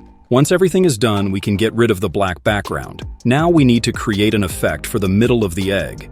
We'll use a different layer for that, so create one from here. Also try naming the layers as well to make them easy to identify. Use the brush tool to draw this simple shape. After that, move it below the bottom layer and hide it to make it easier to modify our new shape. While the middle layer is still selected, change the color to something like this and select the paint bucket. Now simply click inside the shape to color it. Check out the result when we enable the bottom layer now. We need to bring in our baby croc, so I'll import it and rasterize the image. Select the magic wand and use it to remove the background and shadow. You can bring in a black shape layer again to make sure the background has completely been removed. Now we'll move the baby croc in between the bottom and middle layers and resize it a bit. Check out how it's looking. To make things easier, I prefer exporting the top of the egg separately. Then export the egg with the baby croc a few times as we move it up slowly. Next, we need to bring in the bird, rasterize the layer, and remove the background. Now with the layer selected, head over to Edit and choose Puppet Warp. We want the bird to look like it's flapping its wings. So I'll go ahead and add a few points at these joints. Feel free to play around with this as it'll be very useful for this style of video. Export this one as well and extend the wings down again. This looks alright, so let's go ahead and bring in the big croc. We'll repeat the earlier process to remove the background and flip the image as well. Most of these videos don't move the limbs of their characters, but I'm going to show you how you can easily do that. Use the lasso tool to select the first limb. Once that's done, hit Ctrl+X to cut it and Ctrl+V to paste it inside a new layer. To make things easier, I recommend naming them. Now repeat this process for the other limbs. Feel free to use the eraser tool to clean up any unwanted additions like these. Once that's done, use the brush tool to join these lines. Also make sure you select the appropriate colors and fill in the missing parts of the body. Once that's done, you just need to move its other limbs. You don't need to do this multiple times. Just once is enough when added to the original. Now, to create the effect of the baby getting bitten in half, you simply need to grab the lasso tool and draw a shape around it. Cut and paste it into a new layer. Next, choose the red color and use the brush tool to draw a few shapes around the edges. It doesn't need to be perfect, as you can see from my poor attempt at drawing. Repeat this for the other half as well, and export. Now the last image we're going to edit is Mama Croc opening its mouth wide. I've already generated an image of a crocodile with its mouth open, so I'll import it and remove the background. I'll flip it as well and use the puppet warp to move the jaws and the neck slowly. You only need a few images. Feel free to add more points to better move the character as you see fit. Once you're done with your characters, the next step is to move on to editing. CapCut works perfectly, but feel free to choose your preferred video editor. Before we do that though, there's one thing I personally like to do. Most people prefer increasing the resolution of their videos after they're done, but that usually requires some form of paid subscription. But this niche is quite different since we're only going to be using images. So we can increase the quality of the images before we move on to editing. The tool I recommend for this is Upscale with a Y. It's free to install on your computer and works for both Windows and Mac. Once it's installed, you simply need to check Batch Upscale and select the folder that contains your files. Next, choose your preferred model as well as the scale you want to enhance and upscale your images. The duration depends on the speed of your computer, but it doesn't take long even for batch upscaling tasks. Once that's done, import your images and voiceover into CapCut. The first thing you need to do is to add the voiceover to the timeline. AI voiceovers sometimes have these long pauses, so go through and remove them. Keep playing to make sure it sounds right. But once that's done, it's time to arrange your images. This is also why you should name your files appropriately. Now bring in the background image, add the image of the full egg on top and scale it down. Make sure you listen to the voiceover to identify the best places to put each image. Now I'll duplicate the egg a few times, position each image and resize them appropriately. To add a bit of movement to the eggs, feel free to use the keyframes. But a simpler way is to add this shake effect and play around with the settings. To save time, I'll quickly repeat this for the other images of the egg. I neglected to split the images here, so I'll do that, and even get rid of the shake effect for the first part. I think it's better if they only start shaking after the narration talks about movement.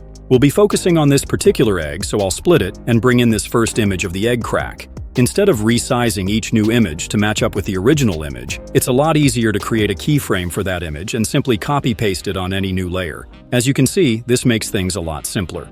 I'll quickly bring in the remainder of the egg crack images, paste the copied keyframe, and trim the layers. The effect looks too slow, so I'll shorten and arrange the clips. Now this looks considerably better. Next, we need to bring in the open egg image and paste the keyframe. We'll also bring in the top of the egg as well, and check out the magic when I paste the keyframe. To animate the eggshell, you can either split it and move each part separately, or use keyframes to animate the egg. Don't forget to bring in the images of the crock popping up slowly from the shell. Now take a look at this animation. It's already looking pretty cool. All this, and we didn't need to learn some fancy software. These videos may take some time, but it's a viewer magnet and also very monetizable. Now let's bring in the bird and resize it. We're going to use the same keyframe trick to make things easier with these other images. This animation is also a bit too long, so I'll shorten the clips and duplicate them a few times. It doesn't look perfect, but definitely good enough for what we're going for. To make the bird move, select them all and create a compound clip. Now we can use keyframes to move the bird across the screen. To turn the bird, split the compound clip here and hit this mirror button. Drag the bird to the screen and use keyframes to continue the animation. I'll trim a few of the egg layers to remove those eggs according to the narration. To create the effect where the bird swoops down to grab an egg, simply use the keyframes and scale the bird. To make it easier to see, I'll hide the background layer for now. I'll also hide this egg and simply use keyframes to move both the egg and the bird. Keep in mind that it doesn't need to be perfect. Now let's see how the animation is looking. This looks pretty good, so we can move on to the next scene where the large croc is running. Simply bring in the two croc images and duplicate them a few times. I'll also trim these other layers that aren't necessary in this scene and bring in a new background image. Now select the duplicated images and create a compound clip. To create the movement, move the character here and set a keyframe. Go forward a bit and move the image to where you want to end. This doesn't look bad, but I think it'll look better if the limbs are on screen at the start. Now this looks pretty cool, so let's move on to the next scene. I'll quickly bring in this image of the croc guarding its eggs that I made, add a bit of zoom and move on to the next scene. Next, we need to create the biting scene, so I'll quickly bring in the background, the egg in this image, scale the image a bit and bring in the others. I'll drop both images of the baby croc bitten in half. Bring the images closer and move the larger croc's layer above. As you can see, this makes it look like the large one is biting the smaller one. It doesn't need to be perfect, so feel free to play around with this. Don't forget to add sound effects where necessary. You can grab them directly from CapCut or search on Pixabay. You simply need to drop them inside the timeline and trim where necessary. Now you can decrease the volume and repeat this throughout the remainder of the video. Feel free to add a filter if you want to, but once everything looks good, you can export your video at 2K resolution. Alright guys, let's take a look at how you can create a simple stick figure animation like this one. Ever wanted to create those viral stick figure animations but have zero drawing skills? Well, buckle up because I'm about to show you how to do it. No art degree required. And if you're anything like me, you've probably watched a ton of these videos, eagerly thinking, this is it. I'm about to become the Picasso of stick figures. Then, bam. They all end up using Adobe Express, and let's be real, the results are, less than impressive. Not to mention those videos get fewer views than a potato peeling tutorial. But fear not. I've spent several coffee-fueled nights cracking the code for us non-artists. And guess what? It's not rocket science. In fact, my first attempt wasn't half bad, and I can confidently say it was made without shedding a single tear. And here's the kicker. You don't have to dip into your savings to make these animations. You don't even need to know how to draw. By the end of this video, you'll have everything you need to create viral stick animations. So stick around, pun totally intended, and don't forget to smash those like and subscribe buttons if you find this helpful. Just a heads up though, this isn't some magical one-click process. It's gonna take a little effort, so let's dive in. First things first, you need an idea. Now sure, you could ask ChatGPT for a script, but trust me, the goldmine of humor in these animations comes from your own brain. Watch a few viral animations to get the juices flowing. Some of these creators are literally making videos about a stick figure tripping over its own foot, and people can't get enough. Once your genius idea strikes, it's time to script it out. Don't overthink it. Keep it fun, short, and punchy. After that, head over to a text-to-speech tool for the voiceover. I personally recommend 11 Labs. Their voices are very realistic, and they give you 10,000 free characters monthly. Just slap that script in there, pick a voice you like, maybe one that sounds a little dramatic for comedic effect, and boom, voiceover done. Now comes the fun part, creating the animation itself. Don't panic if your drawing skills peaked in kindergarten. I'm in the same boat, so I'll be showing you a few tricks. We're going to use an app called Krita. It's open source and you can run it on your phone, tablet, or PC. Next, we need to set the scene. For this demo, I'll create something super simple. A living room with a couch and maybe a fridge. Here's the thing, I don't know how to draw a couch, but here's the hack. Instead of sketching from scratch, we're going to find a basic line drawing online. Head over to your favorite free vector website and search for sofa line drawing. The key is finding images that are simple enough for our stick figure vibe. Some images are paid, so don't forget to filter by free ones. Pick something you like and download it. Alright, you've got your vector file, but we need a PNG format, so let's head over to Photopea. It's like a free version of Photoshop. Go ahead, import your vector file. Notice how it doesn't have a background layer? That's perfect. No need to mess with anything here, just export it as a PNG and boom, we've got our sofa ready to go. Next up, let's grab our fridge. Same process. Search, download, and as you'll see, this one has a colored background. We're not about that life, so we're importing this into Photopea as well. Now here's the fun part. Turn off that pesky background layer. And while you're at it, feel free to play around with the colors. Want to make the shadow a funky color? Or remove it completely? Go wild. Once everything's looking good, export your fridge as a PNG, and you're ready to move on. Now time to fire up Krita. We're creating a new document with a resolution of 1920 by 1080, a nice standard size for animations. First things first, let's set up the room. Don't worry, it's way easier than it sounds. Grab the rectangle tool and set the size to something reasonable. Draw out your rectangle, then switch tools to draw two simple lines for the walls. Finally, we'll use the polygon tool to add a door on one side. See? Easy peasy. But wait, we're not done yet. Time to add some color. Select the paint bucket tool, choose your favorite shade, and click to fill in the areas. Once that's looking good, we can bring in our sofa and fridge. Drag and drop the sofa in, resize it to fit the room, and feel free to change up the color if you're feeling creative. Do the same for the fridge. Before you know it, the scene's already starting to look pretty good. Now comes the fun part, creating our character. Look, I'll be honest, my stick figure drawing skills leave a lot to be desired, so we're taking a shortcut. Head over to Vecteezy, where you'll find tons of stick figure options. For this demo, we're going to use a slightly modified version of one of Rico Animation's characters. Don't worry, I'll drop all the assets, including these images, in the resource channel of my Discord server. The link's in the description and also on my channel page. Want to give your stick figure a bit of flair? You can totally add some clothes. Just grab a simple outfit from our trusty image sources, drop it onto the character, and adjust it to fit. We'll use the brush tool to blend the legs into the pants. It's already looking good. Want to go the extra mile? You can add a bow tie, maybe throw in some funky colors and make it your own. For this demo though, we're going to keep things simple. No clothes. I'll add a splash of color to the stick figure and remove the arms and legs. Don't worry, we'll add them back later when we're ready to animate. But for now, removing them will save us a lot of erasing and redrawing when we're repositioning the character. Now, it's time for the big moment, animating. Switch over to the animation window in Krita. Once you're there, right-click and add a new frame. Alright, quick disclaimer, I'm no animation expert. In fact, this is my very first attempt at creating these kinds of animations. So don't be afraid to play around with the features in the app. Experimentation is key. If I can do this, trust me, you can too. Now, when it comes to creating a new frame for your character, it's as simple as duplicating the previous one and shifting things around a bit. Watch as I switch between these frames. You'll see the subtle differences that bring our little stick figure to life. Pro tip, turn on the onion skin feature. Sounds fancy, but all it does is show you the previous and upcoming frames, making it way easier to draw the next part. But since I'm no Van Gogh, I'll be using some clever tricks to get the job done. I want the character to look like he's entering from behind the wall. His full body won't be showing yet, so I'll move the character's frame forward. To save myself some time and headaches, I've already made images of the feet and legs. I'll grab the foot first, drag it into the scene, and position it so it looks like the character is just entering. For the first frame, I'll duplicate it, erase part of it, and voila! It now looks like our character is stepping into the room from outside. In the next frame, we'll move that foot forward just a bit, bring in the leg image, and adjust the position. But here's a trick. Since we don't want the leg visible in the first frame, we'll simply erase it. As you can see, the leg's a little long here, so we'll duplicate the frame and clean it up. Then we'll do the same with the arm, bringing it in so it pops into view. Easy, right? Now for the head. We want it to gradually appear as if our character is peeking in. I'll go to the character layer, drag the frame back to where we want the head reveal to start, and slowly duplicate and reposition it to make it look like the head is creeping in. Using the onion skin will help you position things more smoothly. Once that's done, we'll start moving the hands as well. We don't stop there. Let's shift the eyes a little too.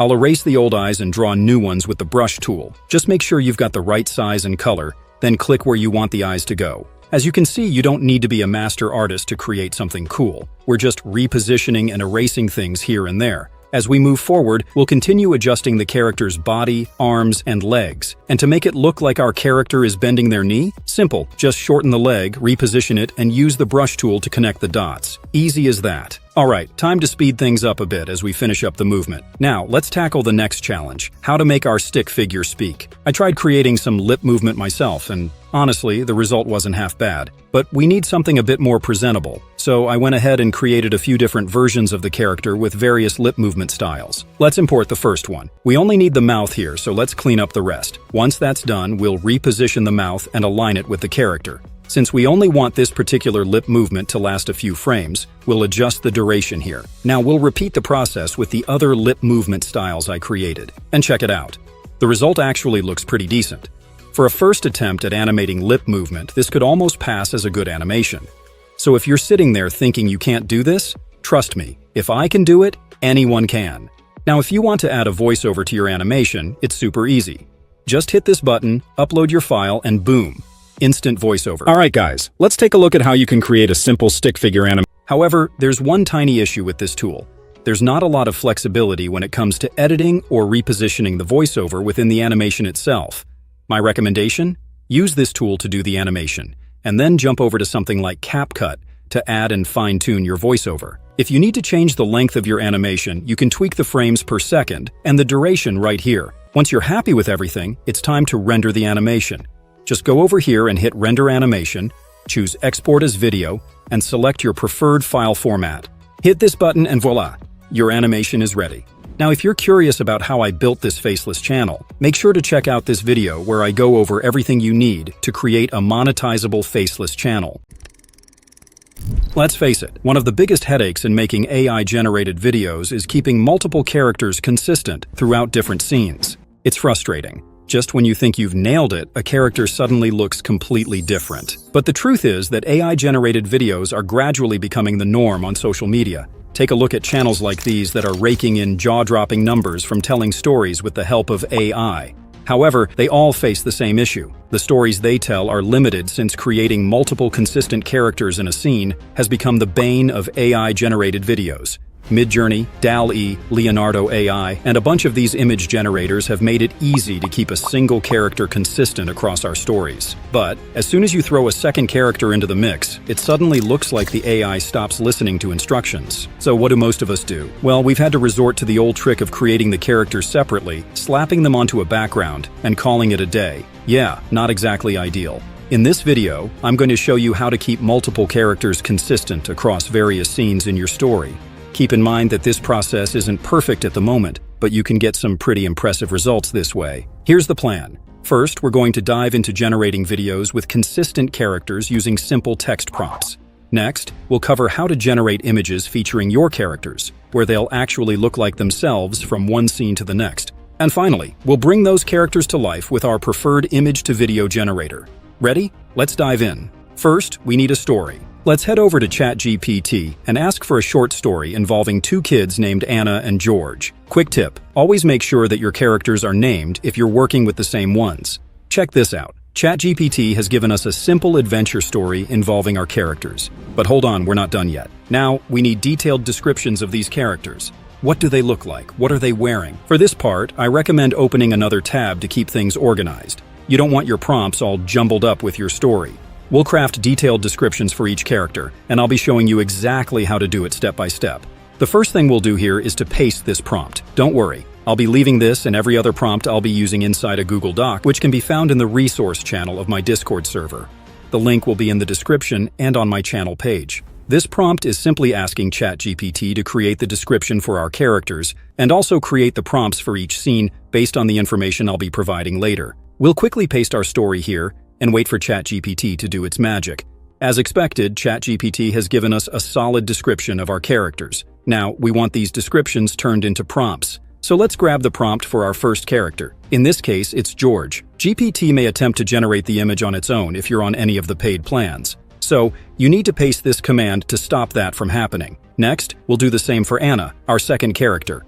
The process is simple, just like we did with George. Now here's where things get fun. We'll need ChatGPT to remember these descriptions and actually use them every time George and Anna show up in the story. For example, when George is mentioned in our story, ChatGPT will insert the description provided. So we'll paste this command and include the description ChatGPT generated for this character. A quick cleanup, hit enter, and voila, it's saved to memory. We'll repeat this for Anna, ensuring that both characters stay consistent throughout. Once that's locked in, we move on to generating scene prompts. This part's a breeze. Just grab a chunk of the story, paste it back into ChatGPT, and watch it auto-generate the perfect scene prompt. The magic of this is that it includes both George and Anna's descriptions, so you're getting consistency, scene after scene. Now that our prompts are ready, it's time to put them into action. We're going to use a text-to-video generator to bring these characters to life. The tool we're using is called Minimax. It's currently free, which is awesome, but fair warning, it might not stay that way forever. So now's the time to take it for a spin. Keep in mind that like most video generators, Minimax doesn't have a built-in consistent character feature yet. But hey, that's where our carefully crafted prompts come in. We're still going to toss in our prompts and see just how well Minimax can keep our characters looking the same from start to finish. Keep in mind that the Minimax website isn't in English, but don't worry. Just hit this handy button to translate it into English or whichever language you prefer. The tool allows you to generate both videos and music from text prompts, but today, we're only focusing on the video generator. That said, feel free to take the music generator for a spin if you're curious. We'll select this button to start creating our video. First thing we're going to do here is to uncheck this box. This is very important since we don't want Minimax to enhance or modify our prompt, at least not for this demonstration. Keep in mind that we're aiming for consistency, and we want the characters exactly as we've designed them. Now, we can paste our carefully crafted prompt and tweak anything that might need a little adjustment. Once that's done, hit generate and wait for the magic to happen. From my experience, video generation usually takes a few minutes, so maybe grab a snack while you wait. Check out this amazing result. No disfigured limbs or weird faces here, just smooth animation with characters who look like, well, themselves. The shadows, body movement, and overall flow all look spot on. Now for the real test. We need to head back to ChatGPT, grab the next scene from our story, and paste it into Minimax. Once we hit generate again, it'll churn out the next part of our video. Don't forget, you can always tweak the prompt before running it through the generator, but once you're happy with it, you'll get another awesome result. And look at this. The characters are consistent, the animation flows beautifully, and honestly, this is one of the best text-to-video outputs I've seen yet. Let's grab a few more prompts from ChatGPT to really push this and compare the results. Take a look at this scene. The river's motion, the characters' movements, and most importantly, the consistency.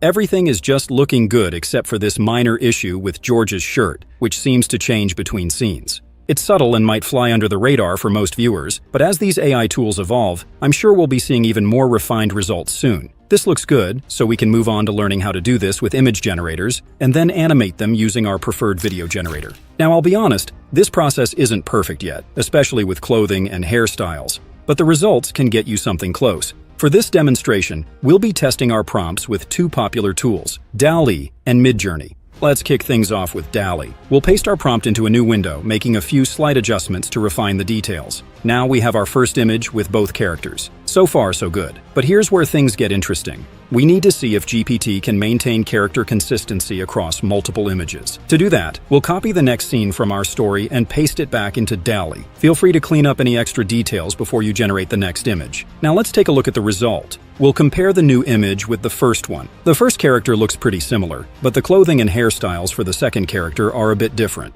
I'm sure you can get something a bit more consistent with detailed description for the clothes. But for now, this doesn't look too bad. Now let's try generating these characters using Midjourney. I've already set up a private server, so I'll head there and start by typing /imagine and then paste the prompt. Before we generate, let's tweak the aspect ratio to fit our scene and boom, we've got our first image. The image looks great, but the real challenge is seeing if Midjourney can maintain consistency for our characters in the next scene. So let's grab our next prompt and give it a go. This time, the result looks considerably closer to the first image. The characters themselves are quite similar. Expressions, poses, and overall vibe are consistent, but there's still a little variation in the clothing style. Feel free to experiment by modifying the prompt to include more specific details about the character's clothing, or even their accessories. This can help lock in that consistency across different scenes. As you can see, the text-to-video tool produces significantly better results with multiple consistent characters than using the image generators at the moment, but providing a thorough description of the clothing and hairstyles can lead to similar characters across various scenes. For animating the images, I recommend using Luma Dream Machine or Runway ML. Simply select this option and upload your image. Now we'll set the video duration to 5 seconds and hit generate. It only takes a moment and our video is ready. I hope this helps you create some really epic videos for your channel. Alright, so if you've been following me from the beginning, you already know I'm no professional video editor. Seriously, just take a peek at my earliest videos. They speak volumes. Those first attempts were, well, let's just say they had room for improvement.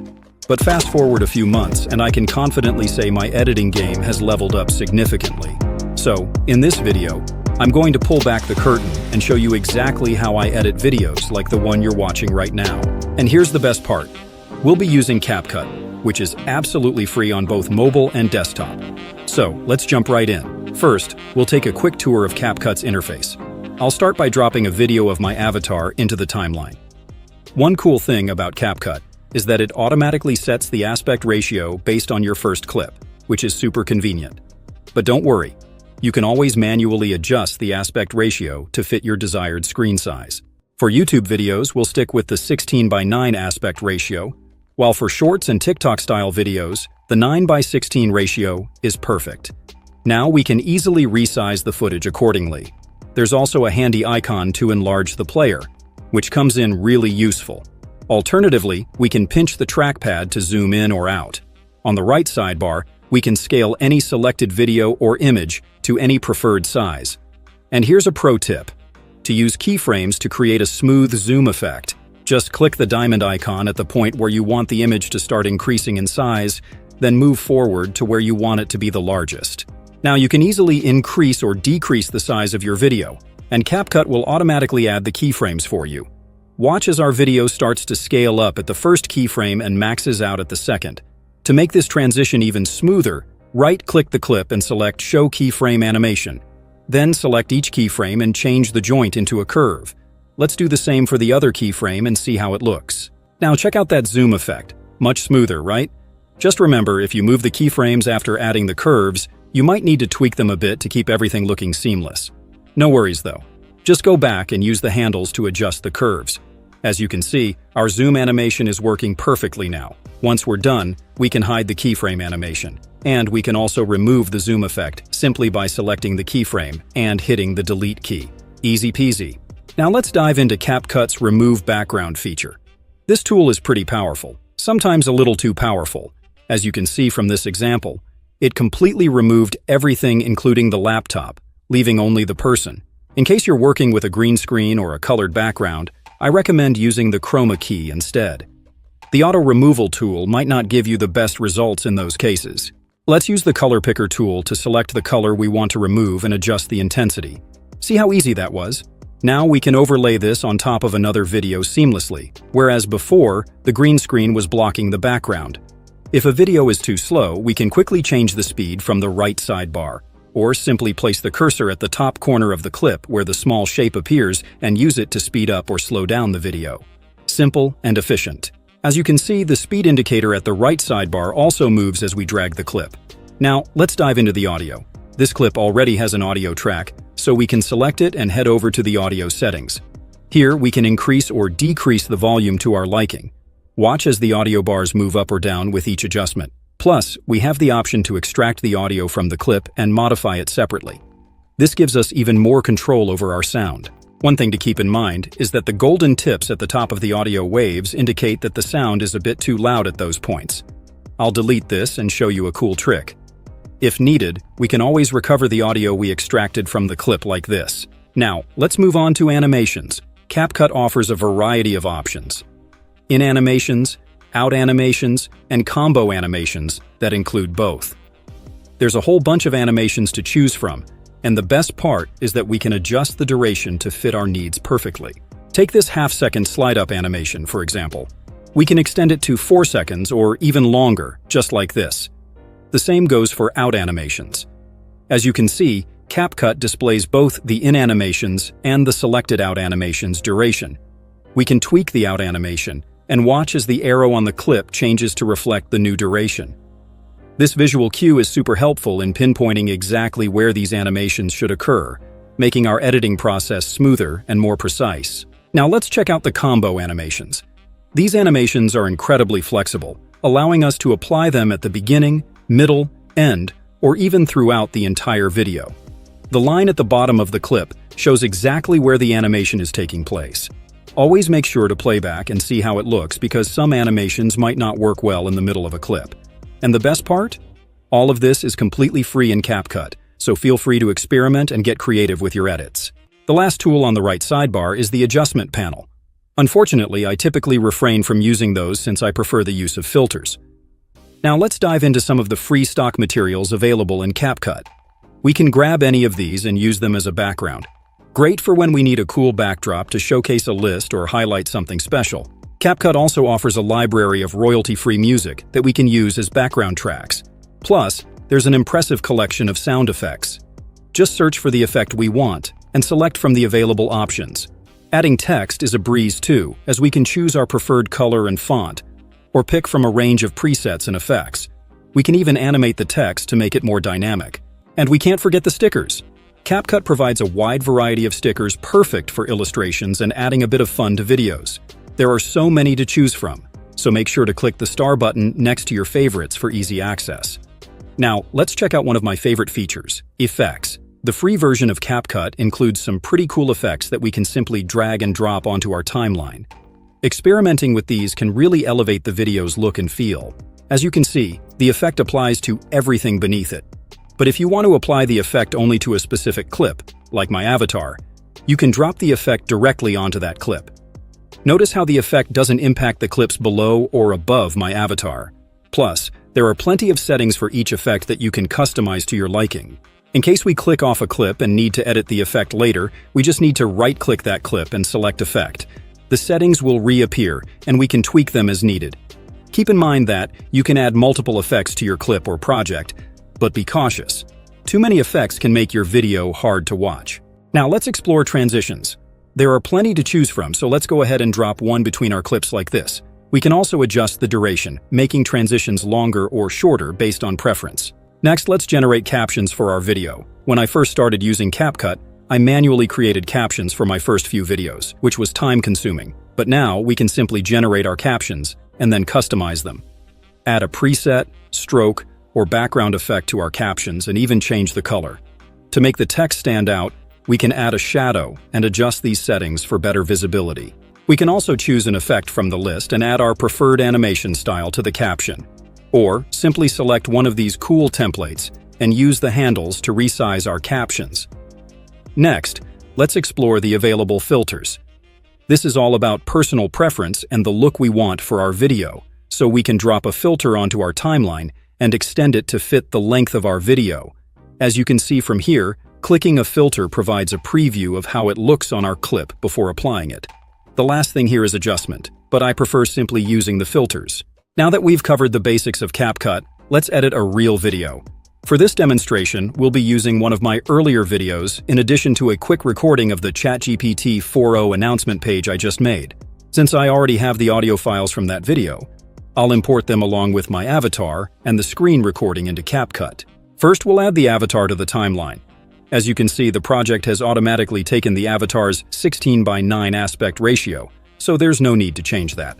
Then, we'll trim the video since the character lowers its head quite a bit at the beginning. Next, we need to delete the existing voiceover for the avatar. Now, let's add some effects to our character. The spark effect is one of my favorites, so I'll add it to the clip. Usually, I just use that and darken the background a bit with a filter. But for this demonstration, we'll add another effect, the scanning effect, which I've used a few times in my videos. We'll also play around with the settings to decrease the intensity. Next, let's apply a filter to our clip. We can select the clip and adjust the filter's intensity or delete it entirely. The same goes for the effects. Now, let's preview our video. It's looking pretty good. We can make any necessary adjustments to get the desired result. The next step is to add our voiceover. We'll increase the volume since the voice for this character is quite low and play it a few times to ensure the volume is just right without being too loud. Now let's listen to the audio to identify the best place to add some stock videos. But before we look for our stock videos, we'll crop the avatar clip at this point and add our main footage, which is the screen recording. Scale it to fit the frame and trim any unnecessary parts at the beginning. Now we can add a transition between these two clips and play the video. If we want the avatar's face to show at a specific point in the narration, we simply need to copy the clip and paste it there. As you can see, it's now covering up the screen recording, so we need to trim it. There are two ways we can do this. The first option is to select the clip and hit the trim icon. Then, use the handles to select the desired shape and hit confirm once we're satisfied with the result. We can further decrease the size and drag it to the desired spot. As you can see, this doesn't look bad, and all the effects are still present. Now, let's try the second option. The second approach is to add a rectangular mask to the clip and use the handles to select the preferred section. One thing to note is that dragging the selected section moves the mask, not the footage itself. To move the footage, click away from the mask or simply select Basic. Now we can drag the clip without affecting the mask. If we want to adjust the mask again, we simply need to select Mask and move it around as needed. The biggest advantage of using a mask is that we can round the corners like this, which looks pretty cool. Now that the resizing is complete, we can go ahead and add some animations. While we can use a combo animation, I typically prefer using in and out animations. This looks great, so let's move forward with the rest of our editing. But before that, I realized that we neglected to add an animation to our avatar at the beginning. So, let's select one of these combo effects. This zoom effect looks pretty cool, so let's go with that. Now, let's play back our voiceover and see what needs to be done next. Free for users. This model... I think we can add a stock video for this section where it says free for users. But before that, let's split the clip here to make room for our stock footage. For stock videos, we can head over to Pixabay or Pexels and search for any keyword. In this case, we want something related to free. Make use of either of these two platforms as they have a wide range of free stock footage for content creators. This one looks alright, so let's go ahead and download it.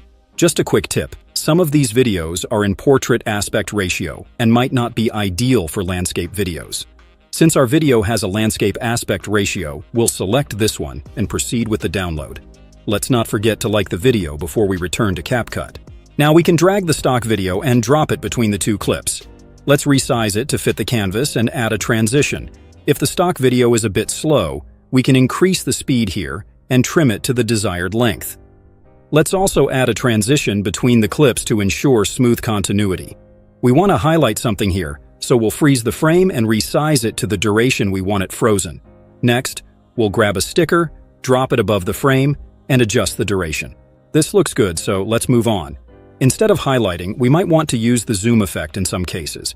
We can achieve this with animations or keyframes. Let's try animations first. Select the frame or video, go to Animations, Choose Zoom In under Out animation and adjust the duration as needed. As you can see, this gets the job done nicely. Unfortunately, we have limited control over the size of the zoom when using animations, which is where keyframes come in handy. We can add a keyframe exactly where we want the zoom effect to begin, move to the point where we want the zoom effect to end, and then scale our video to the desired size. If you don't like the current position, you can easily move the keyframes to different points on the clip. Let's also smooth out the animation a bit using these curves. Now our zoom effect looks smooth. Let's listen to our progress so far and continue with our editing. New GPT-4o is able to create astounding images. We can add a stock video here to represent outstanding images. Let's head over to Pexels or Pixabay and search for an image or video collage. Since I've already downloaded one, I'll simply import it into CapCut and place it here. We'll scale the video to fit our canvas and add a transition. If necessary, we can also copy our avatar, paste it, and resize it to our desired duration. This doesn't look too bad. We can repeat this process where necessary throughout the rest of the video. Another important element we need to add is our background music. I recommend grabbing a track from YouTube's audio library to avoid any copyright issues. I'll be adding a list of my favorite tracks from this library to the channel resource category of my Discord server. You can find the link in the description of this video and also on my channel page. Before we add our background music, let's generate our captions. Depending on your personal preference, you can select one of these templates or add animations to your captions. If you want a single word effect like the one I'm using, you can select this bounce out animation. We can also enhance our captions with various effects and change the font. As you can see, the caption isn't too visible on some of these backgrounds, so we can add a shadow effect to improve visibility. For sections where the subtitle could disrupt the view, we can simply delete those captions. Now let's add our background music and adjust the volume. We want the volume to be a bit louder at the beginning, then decrease considerably when we dive into the main topic. To achieve this, we'll add a keyframe at the point where we want the volume to start lowering, move forward a bit, and reduce it to our preferred level. At the end of our demonstration, we'll add another keyframe, move forward, and then increase the volume slightly. Now let's check out our full video. ChatGPT has released their newest and most advanced model, which they call GPT-4o, and it's free for users. This model gives free users access to some great features, which were only available to Plus and Team subscribers. Just like GPT-4, the new GPT-4o is able to create astounding images, which got me excited about the possibility of this feature becoming available to free users. This looks pretty cool, but you can achieve even better results with a bit more time spent on editing. I hope this short demonstration was helpful. If you enjoyed this video, please subscribe to the channel and don't forget to hit the like button. Thank you, and see you in the next one. These big channels have set the bar for video editing so high in some niches that honestly, viewers now expect every video to look like a mini masterpiece. And let's face it, if a video doesn't at least come close, people just tune out. But here's the thing, not all of us have the skills or resources to edit at that level. I know I don't. Most of us don't have the budget to hire those top-tier editors either. I mean, we're talking price tags that can range from a few hundred to thousands of dollars per video. And the time? Editing can take 2 to 3 weeks even for pros. That's a big ask if you're working solo or just starting out. But here's the good news. That doesn't mean we're doomed to creating videos that look like amateur hour next to these YouTube editing gurus. We can pick up some simple tricks to create impressive videos without breaking the bank, and Adobe Premiere Pro is perfect for that. While the pros often pair Premiere Pro with After Effects to create their masterpieces, we're keeping it simple and sticking with Premiere Pro. You can still create videos that are considerably better than the one you're watching right now. Oh, and if you're a CapCut fan, don't worry, I've got you covered with a separate video all about editing with CapCut. Now let's get started. If you're new to Premiere Pro, don't stress, you simply need to repeat this process to create your new project. Once you've got your project set up, the next step is creating your main sequence. It's super simple, just right-click inside the project window and select New Sequence from the options. You'll see a bunch of presets, and while you can totally use one of those, I personally like creating a custom preset that works for any new projects. Trust me, it saves so much time down the line. Here's how to do it. Go to Settings, then pick either 30 or 60 frames per second, whichever works best for your style. After that, specify your video dimensions. Leave everything else as is, unless you're feeling extra confident in your computer's graphics card. In that case, you can turn on bit depth and render quality for video preview. But honestly, I usually leave those unchecked. Once you're done, save your settings as a preset so you can use it again for future videos. Oh, and don't forget to rename your sequence. It's a small thing, but it'll help keep your project super organized. Now, if you ever feel like something's missing, maybe a window or panel you can't find, just head over to the Window menu and select what you need. It's all there, and it's a lifesaver if something accidentally closes on you. Alright, let's dive into the first thing I want to show you. Creating a cool background for your animations. I'm going to show you how to create a slick grid background, and it's easier than you might think. First, create a color mat in your preferred color. Pick something that complements your overall vibe and rename it so you don't lose track. Drag and drop it into your project timeline and extend the duration as much as you need. Then make sure your background layer is selected. Head over to Effects, search for Grid, and drop it onto the layer or into the Effects control panel. Increase the width of the grid until it looks just right to you, and then drop the opacity to around 50%. Now, head back to the Effects panel, search for Ramp, and add it to the same layer. You can choose any start and end colors that fit your style. This is where you can really get creative. Next, add a noise effect to give the background some texture. Play around with the noise amount, and if you're into a more colorful look, you can check the color noise option. Then, add the turbulent displace effect. Set the amount to 20 and the size to 50. To animate it, start at the beginning of the layer. Set keyframes for the evolution in the turbulent displace effect as well as the grid's anchor effect. Now move to the end of the layer, decrease the horizontal value, and bump up the evolution to your liking. Check out the result. You've got yourself a pretty cool animated background. I like to go one step further and add a vignette to the background. To do that, grab the circle effect, drop it onto the layer, and set the blending mode to Stencil Alpha. Then, increase the radius and feather the edges until you get that smooth, subtle fade around the corners. With the background done, it's a good idea to organize your project a bit. I'd recommend creating a few folders for your files. Totally optional, but trust me, it makes life easier when you're working with a bunch of assets. Now let's move on to some simple text animations. Grab the Type tool and click or drag where you want your text to appear. Type in your word or phrase, and then expand the options to format it. You can tweak the font type, size, and even alignment, whatever works best for your style. If part of your text isn't showing, just select it and use the handles to expand the text box. Once you've resized the box, you can reposition the text exactly where you want it. You can also add some style, like a shadow, background, or stroke, and tweak the text color to match your vibe. Now let's animate the text to make it slide in from the left. Start by setting a keyframe here, then move to the beginning of the layer and drag the text to the left until it's completely off screen. To make it feel a little more dynamic, you can smooth out the animation. Check this out. It looks smoother now, but if you want to refine it even more, undo the previous steps and use the transform effect instead. Add position keyframes and adjust them to your liking. Here's a pro tip. Set up keyboard shortcuts for ease in and ease out because you'll be using those all the time. Personally, I assign the 8 and 9 keys for these shortcuts. It's super easy. Just search for the function, drag it to your preferred key, and you're good to go. Once your shortcuts are set, select the keyframes and hit 8 and 9 for ease in and ease out. To make the animation extra smooth, click on the keyframe and adjust the curve in the graph editor. Pull this line over here, then move the first one up slightly like this. Check it out. The animation now starts quickly and then slows down smoothly. Now if you want the text to move to a different position, just set a keyframe at the current point. Drag the playhead to where you want the text to shift and change its position. Use those shortcut keys to shape the curve and tweak the joints until you're happy with how it looks. You can create something super cool, like having the text start slow, speed up, and then ease into a smooth stop. It's all about playing around until it feels just right. All of this really comes down to personal preference, so take your time experimenting with the curves until you get something you're happy with. Now, if you want to create another text layer, you can easily duplicate your existing one. Just hold down the Option key on a Mac or Alt on Windows and drag the layer to duplicate it. Once you've got your duplicate, select it, double-click to edit the text and make any changes you like, whether it's the color, font, or size.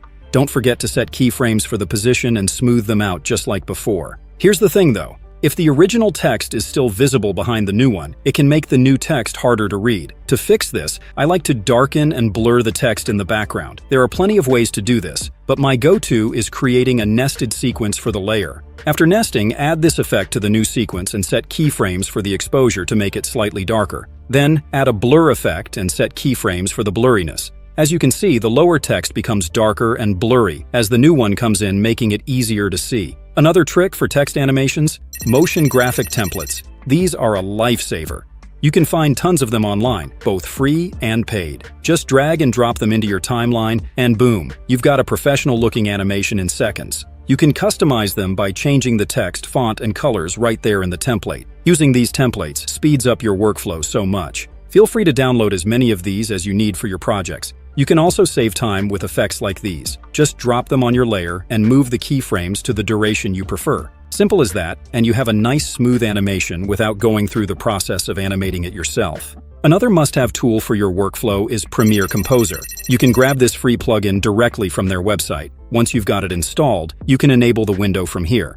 I personally prefer placing it right after effects controls like this. Premiere Composer is super handy because it comes packed with useful presets. All you have to do is drag a preset onto your timeline, and then you can tweak everything from the text and font to its position and more. If you decide a different preset works better, just hit the Replace button, and it swaps out seamlessly. You can also adjust the preset duration and entry animation speed right here. To add a little flair, you can add a drop shadow effect, pick your favorite color, and experiment with the settings to create a glowing effect. Now let's bring in an image. You can grab images from this website. For the best results, search for PNG files. If you don't find what you need, switch to vector files instead. When using vector files, you might need to remove background colors and convert them into PNG files. For that, drop the vector file into Photo-P, turn off the background layer, and then download the image as a PNG. Once your files are ready, import them into Premiere Pro and add them to your project timeline. To animate the image, add a transform effect and set keyframes for both position and scale. At the beginning of the animation, slightly decrease the scale and move the character off screen.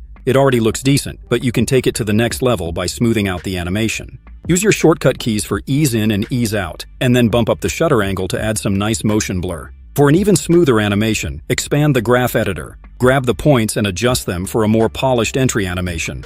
Now to move the character around, first you'll need to set your keyframes. Move forward a bit in the timeline and adjust the character's position to where you want them to go. If the graph looks awkward, smooth it out for a cleaner motion. Once the animation looks good, you can add a text layer, format it properly, and then create a nested sequence. Now you can use the transform effect to animate the text. For example, have the text slide in from behind the character as they move to the left. Don't forget to add some motion blur to make the animation feel smoother and more natural. Next, bring in the crop effect to refine the reveal. Head to the first keyframe, select the crop effect, and set a keyframe for the left position. Then drag the handle from the left until the text is completely hidden. Move forward a frame at a time, dragging the handle gradually to make the text appear in sync with your animation. Here's an extra touch to make it pop. You've probably noticed that in a lot of videos, characters tend to have a subtle movement on the screen. You can easily recreate this effect by downloading a camera shake preset. One popular option is the Essential Motion Preset Pack. It includes a free camera shake effect, and you can explore their other packages if you're interested. To install it, go to the Effects panel, right-click on Presets, and select Import Preset. Once it's loaded, expand the Essential Motion folder in your presets, and you'll see a variety of options. For the camera shake effect, just drag and drop the camera wiggle preset onto your image. Check out the result. Your animation now has a subtle, dynamic shake that really adds a professional touch. Now let me show you how to create a simple shape animation. Remember, video editing is really just combining a bunch of these tricks. Once you know how to make them, it's all about using your imagination to create something unique. Start by choosing your preferred shape, like a circle, from the Shape tool. Go to the workspace, click and drag to draw it. You can change the color here to match your style, then add the transform effect. We'll have the circle move from left to right, so set your keyframes for the position and add some motion blur for smoothness. Once the motion looks good, smooth out the keyframes to refine it further. With the circle layer still selected, grab the rectangle tool and draw a rectangle over the circle. Here's the fun part. The circle will transform into a square by the time it reaches the end of the animation. To do this, set the square's opacity to 0 at the start of the transition. Add a keyframe at the point where the transition begins. Then go forward to where you want the square to be fully visible and set the opacity to 100. Repeat the process for the circle, but in reverse. Start with its opacity at 100 and drop it to 0 at the same transition point. Smooth out these keyframes, and you've got a nice, seamless shape morphing animation. Now let's take it up a notch by adding a text reveal. Create your text layer and use the mask tool to hide the text initially. Set a keyframe for the path, then slowly reveal the text frame by frame as you move forward. It already looks good, but let's add one final touch. Animate the square shape over the text again to transition it to a different color. Simply split the text layer at the point you want the color to change, and then select the second part to change its color to whatever you prefer. To tie it all together, drop this transition between the two clips and animate the shape moving back to the left. And just like that, here's your result. Now let's move on to working with an actual video. You can create an entrance animation by using the transform effect. Add some flair by incorporating a smooth zoom in and zoom out effect. A cool addition to this is the basic 3D effect. Just play around with the settings, and if you want to take it further, add keyframes to animate those settings for dynamic results. Next, let's highlight something in your video. There are a few ways to do this. The simplest is to draw a rectangle over the area you want to emphasize, pick a color, and adjust the blending mode to something like this. Then add the crop effect and animate it from the left to create a smooth highlight animation. Another way is to duplicate the layer and add a crop effect to focus on the area you want to highlight. Apply lumetri color and Gaussian blur to the bottom layer, making the highlighted section on the top layer stand out. For extra impact, add a transform effect to animate the top layer, giving it a little pop. You can even nest these layers together and throw in a basic 3D effect for something more creative. Don't forget to include sound effects. They really make a huge difference and can elevate even the simplest animations. You can find free sound effects on websites like Pixabay, or if you want to keep things simple, you can download the exact sound effects I use for free from my Discord server. The link is in the description and also on my channel page. The last approach to highlighting content is to grab one of these shapes from Premiere Composer, position it appropriately, and make any necessary changes. You can even add a drop shadow to give it some glow. Finally, let's talk about captions. Go to the Window menu and look for text. From there, select Transcribe Sequence and pick the audio tracks you used. If you're unsure, leaving it at Mix works fine. Once the transcription is done, generate captions, adjust the maximum character length and the number of lines to your preference, and you're good to go. When your captions are ready, select them all and edit as needed. After that, it's time to export your project. Go to File, then Export Media. Choose your preferred file format, expand the video settings, and click Match Source. Don't forget to tick these two settings and then proceed to export.